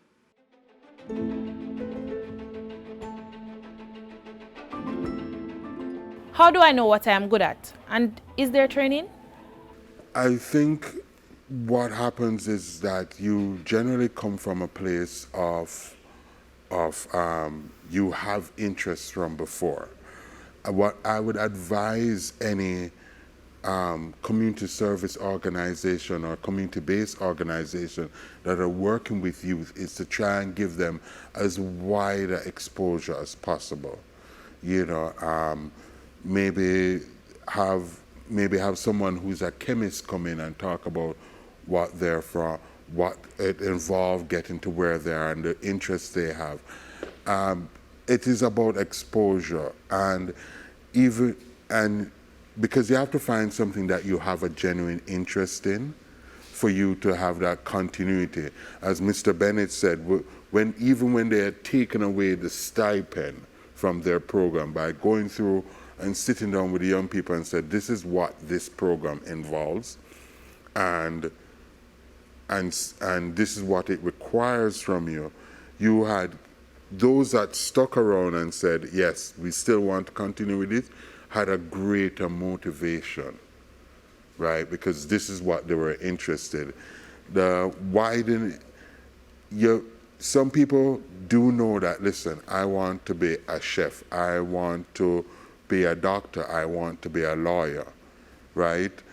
Maybe it was from influences, maybe they've always had that path from before, but you have people who are generally going, I can try this, I can try that, I can try that. Allow your young people that you're engaging with to be exposed and allow them to choose. And find out information about the path they choose and give them as much as you can give them. Because you want them not to go through a year and be like, oh my God, I don't think I can manage this. You want them to know this is going to take me 3 years, 2 years, 1 year, and this is what I would need to become competent in. Prepare themselves mentally, you know, to go through this training process and kind of start setting the foundation for the next steps after getting out of the training process. Those were some excellent points, very good points indeed. Let's go on to our next question. What are the skills youth should have nowadays? Okay, so like I said before, we have two skills, right? We are separating it into two parts. You have the hard skills and the soft skills. So depending on which avenue you're taking regarding career, your hard skills would include things like technical skills, your vocation skills, things like that. And of course, the soft skills, we talked about emotional intelligence. We're looking at things like critical thinking skills, analytical skills, and problem-solving skills. Mr. Spencer also talked about conflict resolution skills, having those skills to, to learn how to manage your time too. That's also a skill that's very important. And how can they know what they would be good at? And if there's any training, I know you wanted to input a little bit on that. So I was gonna piggyback off what he said. He talked about basically, whichever area you're interested in, the motivation. So I was looking at where your talent lies. What do you find that you are naturally gifted at? You don't really take a lot of effort to do it, and it makes you jump out of bed and want to do it. This is where your intrinsic motivation lies. This is where you find that you want to embed certain skills. You want to upskill and reskill in that area too, as you go forward in your career. So that's the strain that I was going to take it. But it's just piggybacking off what he said. Yeah, thank you so much. And a lot of times we do things as hobbies, right?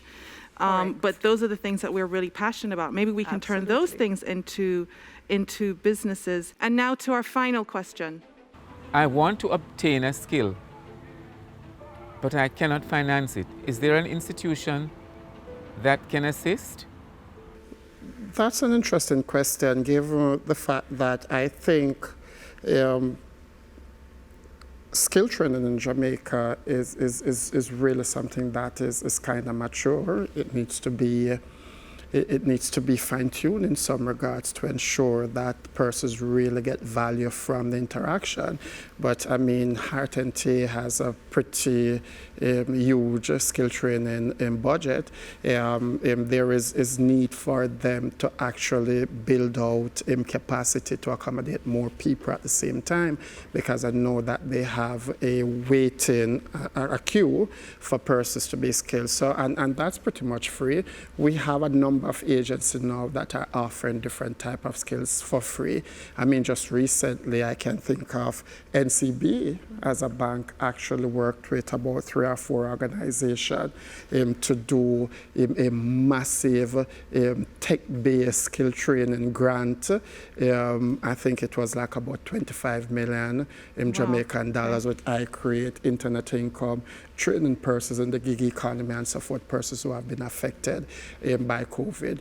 And there are other agencies and other projects that go that route. But I would say first start with your national training agency to find out from them what is available and what can be done. You can also type, you just Google, help to do skill X, and you will be surprised to see the things that come back to you. You have the National Youth Service, you have Hope.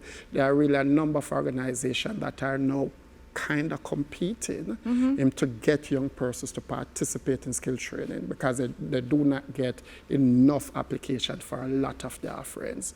We do a lot of work in communities just finding young people to actually participate. We had to train 54 data collectors and information disseminators across 7 parishes and 18 communities. Thank you so much to our panel.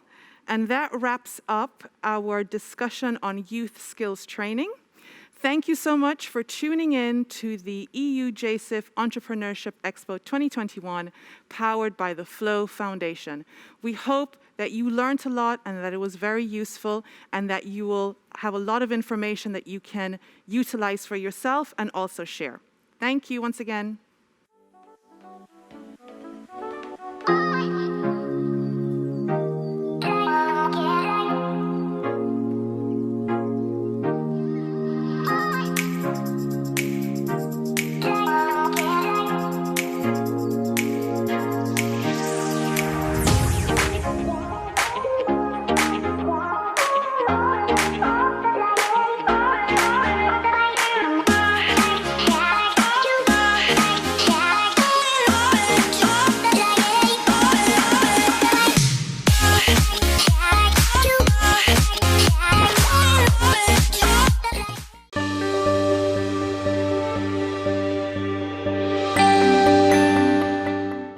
Waterhouse is an inner city community located in the western St. Andrew constituency.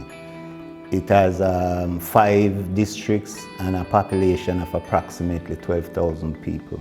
The purpose of the organization is to provide service and advocacy for the community, to provide some semblance of governance to advance the interests of the community. Whatever it is that needs to be done, we discuss it, form consensus, and we work towards accomplishing whatever goals we set out to. Some of those goals are to provide training for the youths, the unattached youths in the community. We provide infrastructure work in the community as well, road repairs and so forth. And we provide programs, annual programs such as the summer classes during summertime and the homework initiative. There are some things that we would like to see and some things that we would like to accomplish in the space. We have a community center that was recently built, and What I would really like to see is that facility become operational, where it can serve the needs of the community, from a child 6-year-old up to an adult, probably 65 or 66 years. If we can organize good programs to get youths engaged, we think that that can help to make a difference. We need help from persons with skill sets that can provide some of these services that we are undertaking in the community. We are petitioning, we are actually asking you to come on board with us and help us to provide some services to make a difference in the community. You can support the Waterhouse community through mentorship and volunteerism. Contact them at 876-857-5338.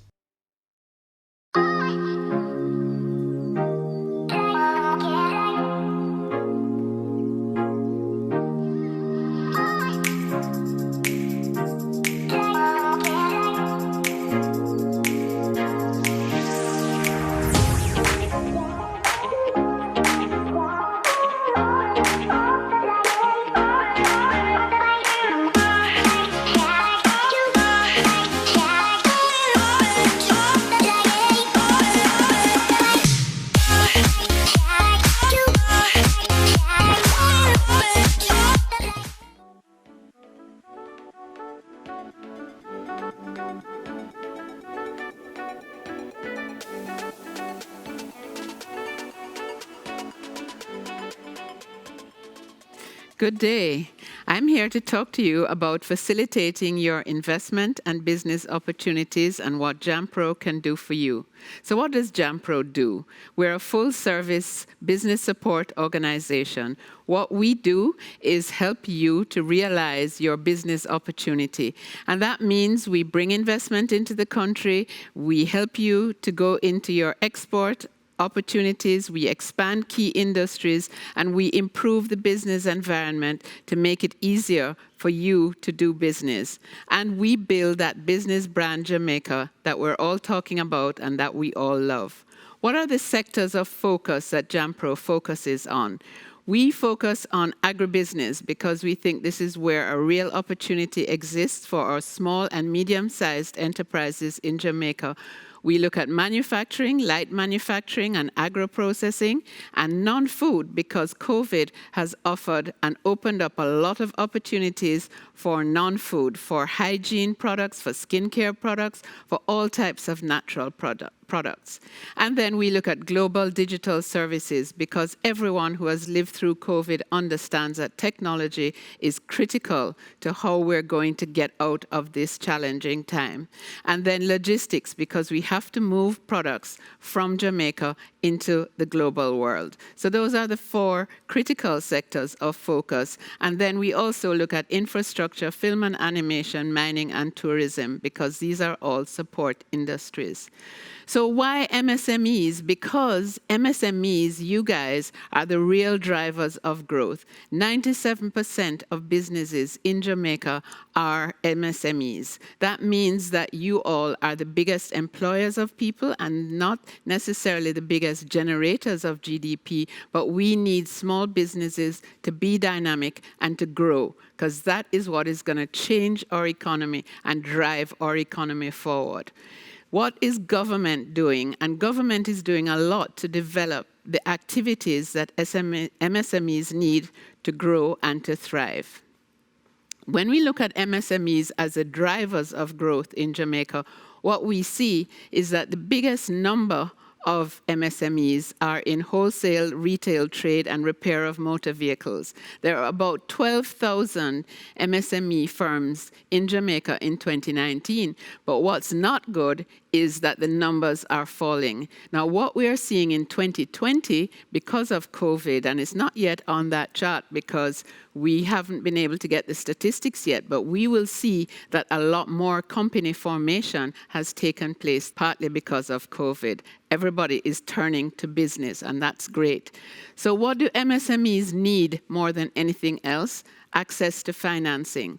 So we have a lot of opportunities and a lot of benefits for financial opportunities and access to finance.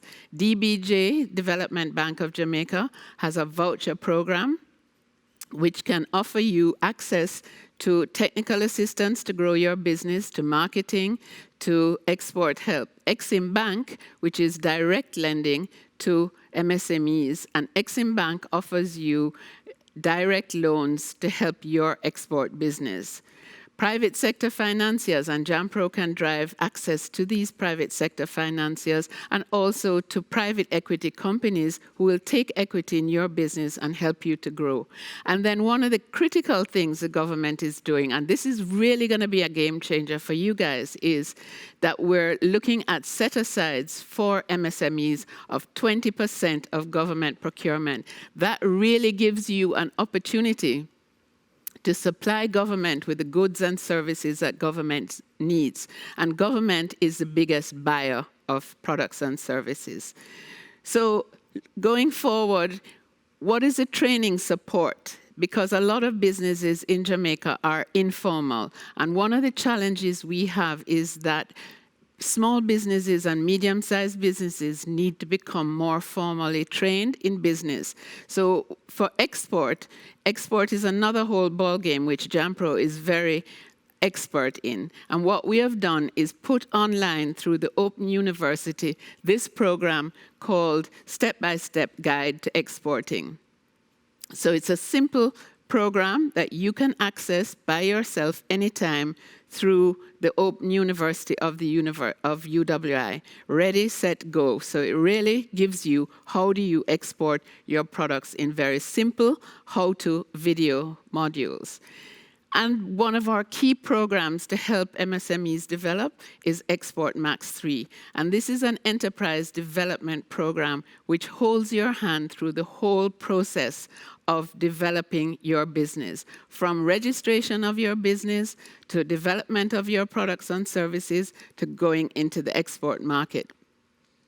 And under the Export Max program, we started off 3 years ago with 15 companies. We now have 50 companies in the program and some serious success stories. I'm very pleased to say that we can point to show you what we can actually do for you. So if you look at a company like Etenio, which really looks at producing natural products. Etenio had 9 hair care products when they started out. Now they have a full line of 72 products, which are bath and body and skincare and hair care products. And they are now, through the Export Max program, in the international market because JAMPRO helped them to get there. They are now exporting to the United Kingdom, and they have a real opportunity to blow up, to expand exponentially. Because of the program, they actually have gotten into Vogue magazine. They were in the Vogue magazine with Beyonce. Where else do you want to be? That's just a great success story. And then another one is Lingaya Farms, which really looks at roast breadfruit and takes roast breadfruit, vacuum packed, into the international market. So they first started to export to Florida in 2019. And now they're exporting every 2 weeks into the Florida market. So we are really excited about the opportunity and the potential of this product because our diaspora people want roast breadfruit, but they don't have any outside fires. So this is a perfect product for them. And thirdly, Jajire, herbal products. Remember I said that post-COVID, everyone wants natural products. So natural products is exactly where Jajire has gone. A whole range of natural herbal products, which is now going into the international market. Beyond Cayman, they've expanded into France, UK, US, Canada. So this company is really going places through the Export Max program.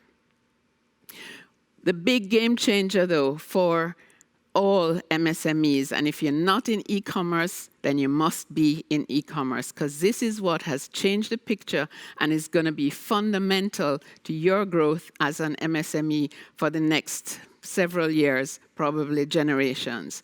So we have a lot of platforms now in Jamaica, and this market is exploding. So Q-Mall, Jamaica Care Package, Carib Shopper, Things Jamaican, Jamgora, there are real opportunities for you to get into the international market through e-commerce. So really, if there's one thing I can leave you with, definitely get into e-commerce, take advantage of the opportunities, get into the international market. And of course, contact JAMPRO's Client Management Center for further information and assistance. Right there is a range of the companies that you can contact for real assistance with your products. So thank you for listening. I hope you got good information out of that. Onward and upward, MSMEs, this is the way to go. You need to go for growth.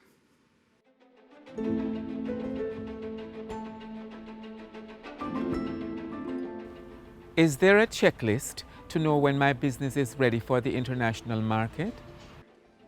Yeah, there's a checklist that we developed through Export Max and through the Jamaica Business Development Center and our collaboration with them.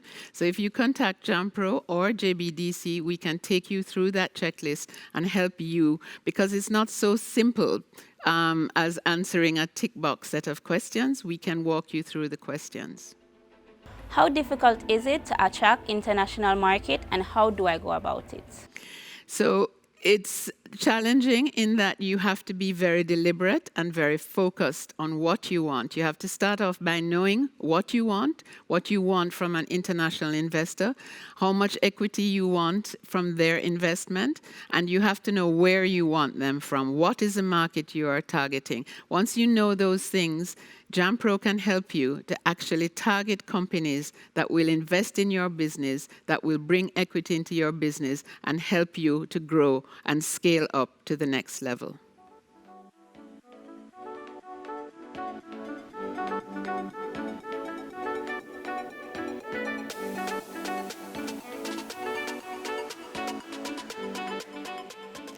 Hi everyone, I'm Sarita Nkrumah and I'm from TMN Accounting and Business Solutions, and I am so happy to be here. And my topic for today is the topic of, I would say, the year for business owners: tax compliance and regulations. And I'm going to go into what tax compliance is, and that involves being aware of and adhering to the tax laws of the country set forth by government and the tax authority. Now, I know this is a topic that a lot of business owners are scared of, and I'm here to communicate to you. And I want to make it very simple as possible. Do not be afraid. Trust me. And I want to share a disclaimer. You will not get everything from this presentation, but I want to inspire you to have some confidence. To have some confidence as it relates to tax compliance. For the new business owners, don't be afraid. There is hope. So, going into the presentation, I want to take you through this journey of educating you on what tax compliance is all about and regulation, right? Here in Jamaica, of course. So, why pay taxes? Yes, why should I pay taxes? Of course, a lot of us, we want to go to the banks. And nowadays, the banks are so strict. You have to be paying your taxes to get any access to any facility at the bank. Number two, benefit from doing business with the government. Of course, if you want to do business with the government, you have to be, of course, government, you pay the taxes to the government, so you have to be compliant. And of course, accessing grants. The government, of course, we have grants, they have grants here in Jamaica. And a lot of businesses, some businesses can't access it because they're not compliant. So you have to pay your taxes in order to access these grants that the government provides to us. And doing business with large organizations, that's another catch-22. If you want to do business with big companies, you have to pay taxes, because guess what? The big companies are paying their taxes, so you have to pay yours. And the contribution to nation building. Yes, you are contributing, you are paying the nurses, you are paying the police officers, you're paying the firefighters. So you do your part in helping to build the country. Moving on, why is it so hard to pay my taxes? Why is it so hard to pay your taxes? Well, is it really hard? I think that's bad press. It's not that hard. And I think this difficulty in filing our taxes comes from fear. Now, fear has crippled potential business owners and business owners because of a lack of knowledge. Now, a lack of knowledge of the system, the lack of knowledge what to do, like what do I do, how do I file? So, I am here to tell you that the government has implemented they've implemented a new system, RAISE, to help you, the taxpayer, help me, the taxpayer, to easily get our documents together and file them. So no, we can get the knowledge, and that's why I quoted Hosea here. I'm not here to preach to you, but Hosea 4 verse 6 says, my people are destroyed for a lack of knowledge. No, go seek that knowledge. It's your responsibility to do so. And I move on. That's it. It's not that hard. Seek the knowledge, get help, and you will be able to manage yourself. What are these taxes? You have payroll taxes, which includes the income tax, the education tax, the National Housing Trust, National Insurance Scheme, which is NIS, HART. We have general consumption tax, corporate income tax, estimated income tax, other taxes, and other returns that are supposed to be filed with the Companies Office of Jamaica. So I'm going to take it back. I'm going to take it back to the last slide, and we're going to talk about the income tax. Now, we have something called free pay threshold. So if you earn between $1 to $1.499 million, so between up to $1.5 million, you pay 0%, so no tax. Now, if you earn over $1.5 million, up to $6 million, you're taxed at 25%. I know a lot of persons are taking on more money because of this. The earnings, if you are earning in excess of $6 million, that's 30%. You're taxed at 30%. That's what the government says, and that's what we're working with. The education tax, the employers pay 3.5%, and the employee pays a portion of 2.25%. And self-employed individuals, yes, you're not left out. Yes, you pay 2.25%. Then we have the National Housing Trust. Okay, I know you want your housing trust, right? I know you want to buy your home. So this is a very important tax that you want to pay. They're looking out for these contributions. And for employer, they pay a portion of your salary. That's 3%, and the employee pays 3%. Now, self-employed people, you're not left out. You pay 5%. National Insurance Scheme, yep, talking about your pension when you get older. Yes, it might not be so much, but it's still something. And that's 3%. The employer pays 3% of your salary, 3% of it, and then the employee pays 3%. Self-employed people, you're not left out. You pay 6%. And I sound like I'm giving away something, but seriously, these are the rates that the government issued. These are the rates, and we just have to pay them. HART is paid only by the employers, and that's 3%. Now, late penalties. No, I don't want to even mention the late penalties, because this will, I don't want to say breed you, but you want to avoid these late penalties because they're a killer. 20% per annum for NIS and NHT, and HART 16.63% for education tax and PAYE. Next slide, we have here general consumption tax. I call this the killer tax. This is 15%. Thankfully, if you earn under $10 million, you do not have to file this tax. You're not supposed to claim this tax from anybody once you are under $10 million, which means that you save. It used to be $3 million, guys. You're now saving. So if you file this late, though, the government says 10% of the amount that you were supposed to pay, we're going to charge you 10% of that amount. So you know you don't want to be late. Or you pay $10,000, not exceeding $100,000. Then you have late filing, like late payment, which is 10% of the amount payable. Whatever that is. It's unlimited. And then there's interest calculated on those late penalties. Guys, you don't want to be late. And this is at 1.385% per month. And that goes up It can go up to $6 million, $10 million. So the general consumption tax is the government's money, and they are doing everything to collect it. And we talk about the corporate income tax, that's filed by companies. That's at 25%. That's profit. That's the profit tax. No, 25% of your profits. That is paid over to the government. After the first year, you have something called the estimated tax. Now, if you made profit in the first year, then the government says, okay, come along, file something estimated. So if you made 10,000 this year, we're estimating that you make 10,000 next year. So what you're going to do, you're going to pay that $10,000 in 4 parts. So 4 quarters, you're going to be paying your income tax. So by the end of the year, you get to pay lesser. So if you made more than that $10,000, you'll pay the difference. If you paid less, then the government would owe you. Then we have other taxes that are related to other industry. But I'm going to just focus on self-employed and corporations, like unregulated companies, because I'm not going to talk about the banks, because the banks are like regulated organizations. They pay like asset tax, they pay other taxes. And then you have the hotel industry, they pay tourism tax, different. So I am just going to focus on the self-employed and the companies, unregulated companies, just regular limited liability.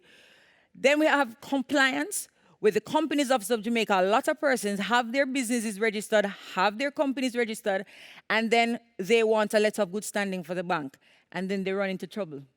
They cannot get a letter of good standing because they have not filed their annual returns with the Companies Office. Yes, the Companies Office needs to get their annual returns every year, and for businesses, every 3 years, you need to renew that business certificate. So, these are the taxes. Now, what's next? What's next? After paying all these taxes, after going through all of that, I'm not going to say struggle, because it's just what is due to Caesar, you give to Caesar. So we're going to just take it a part of the process. It's a part of the business ownership process. We're just going to do it. And that you get, what's next is the tax compliance certificate. You get your passport to the bank, because banks are not doing business. I said this previously. The banks are not doing business with you if you do not pay your taxes. So this tax compliance certificate says that I am fully paid up and I am ready to do business. So you can do business with the government as well. And you can also open bank accounts with your tax compliance. You can ship goods with your tax compliance certificate. And of course, when you have your taxes well paid up, fully paid up, and you're compliant, you have proper management in your company, and you are on to the next step in success, with the success of your business. Trust me. That is all I'm going to talk about as it relates to what's next. Now we have the, what if I don't? What if I don't? What if I do not pay my taxes? So for my rebellious friends, I'm going to call you my friends. What if I don't pay my taxes, Sarita? Well, interest and penalties await you. They are there waiting for you. And these are going to be applied to the payroll taxes. I went through those earlier, but I'm just going to summarize this. Interest and penalties await you if you do not pay your taxes. You have court action. You have seizure of your assets. So if you do not pay the government and you owe them, they're going to come for that BMW, they're going to come for that house that you own, because they are going to get their money at any means necessary. And then, the last but not least, you don't want to get to this stage, which is imprisonment. So if you do not have the money to pay, they are going to put you away to serve time. And of course, we don't want to get there, and that's why we want to be compliant. Next slide, we want to go into, it's all good. It is the taxpayer's responsibility to make sure that they are aware of all their obligations. Yes, it's your responsibility. You cannot go to the government and tell them that you did not know. No, that's not a good excuse. You cannot, the government wins all the time. It's like the banks, they win all the time. So you have to position yourself to be aware of these taxes. And next, resources.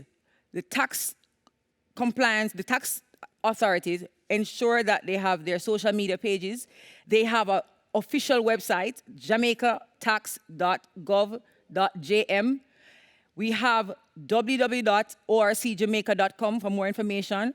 We have practitioners in the business and TMN Accounting and Business Solutions. We help people. We are here to add value to persons, and we are all about adding value. We want to take our clients to the next step.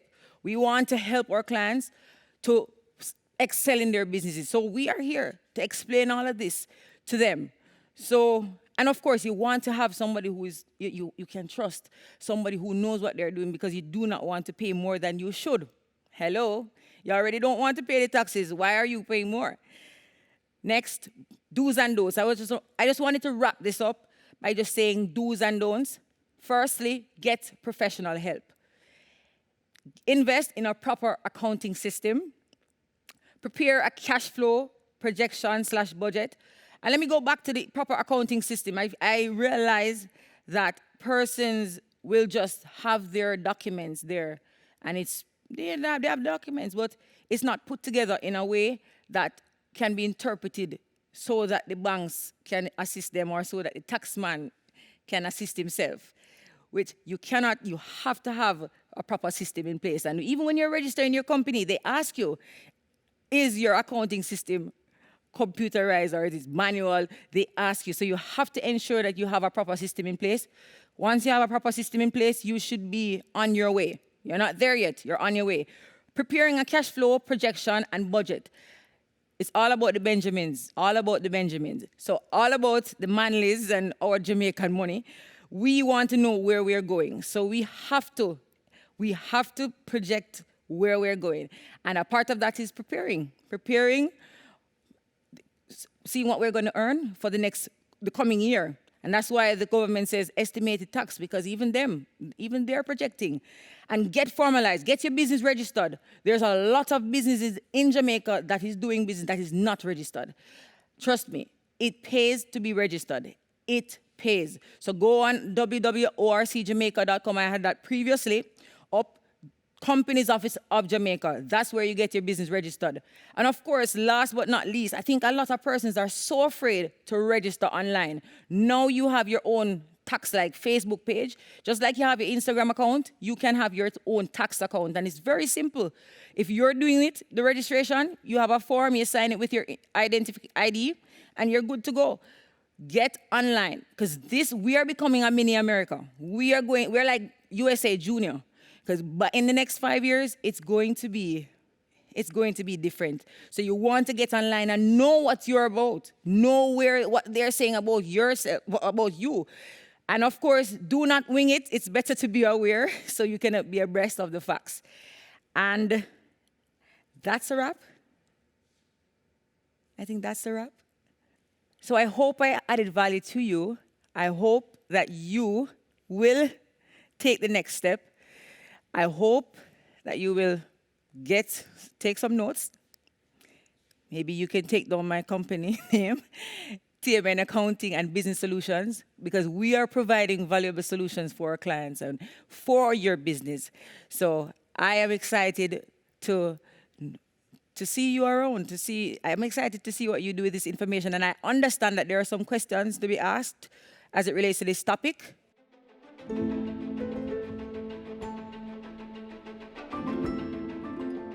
I've always wanted to know, how do I become tax compliant?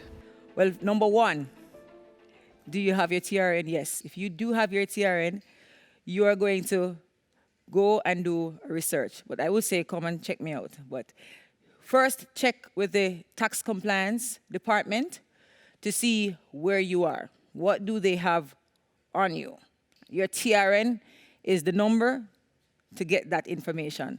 And that's where we start. That's the first step.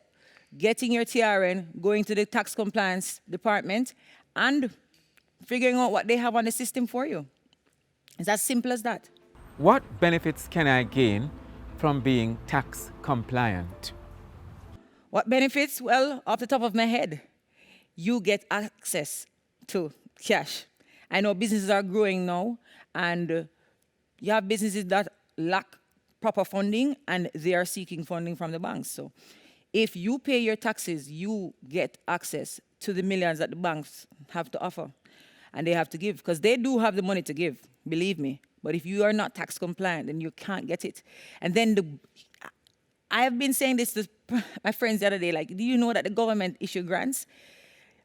I have a friend of mine just got $5 million, but you can't access that without being tax compliant. So that's another benefit. You get access to grants, you get support, so it pays to be tax compliant. Then you get opportunity to do business with big companies, because when you are tax compliant, you are now more attractive to them, and they want to do business with you because they're paying their taxes, and they don't want to be short-sighted. So, I mean, if you are tax compliant, that's one of the biggest benefits that you can get. And, of course, you get the opportunity to not go to jail. What are the tricks to save money and pay less tax? The tricks, when I hear tricks, I think of my sleeve. What's up my sleeve? There's nothing up my sleeve, and there should be nothing up your sleeve. There is, winners are trackers. You have to track. So have a proper system in place. The best way you can save is to know. I always advise my clients, you have to be in the know. Do not just have stuff going on and just doing your business. Keep proper records, keep tracking, and then out of that tracking, trust me, you will have some savings, but you have to talk to me. If I've saved all my receipts, do I still need an accountant? Well, maybe I should ask you that question. Are you an accountant? Well, if you can do your own accounting, and if you can account for, because the accounting is technical, so if you can classify, because there are different ways you treat certain transactions. So, of course, saving receipts just can't help you, because some receipts maybe belong to assets, some receipts belong to just expenses. So if you have the knowledge, then why not go ahead and do it yourself? But you do need an accountant if you're going to go to the bank, because they want audited financial reports. And if you're not an auditor, or if you're not chartered accountant, then you can't get access to the loans that you want. So you have to, yes, you'll still need an accountant, yes. Don't try to escape that. Is there an entity or an online platform that offers tax compliance services to small businesses or entrepreneurs? Not that I know of, but of course, you can come to TMN Accounting and Business Solutions. We'll help you. We will help you figure it out.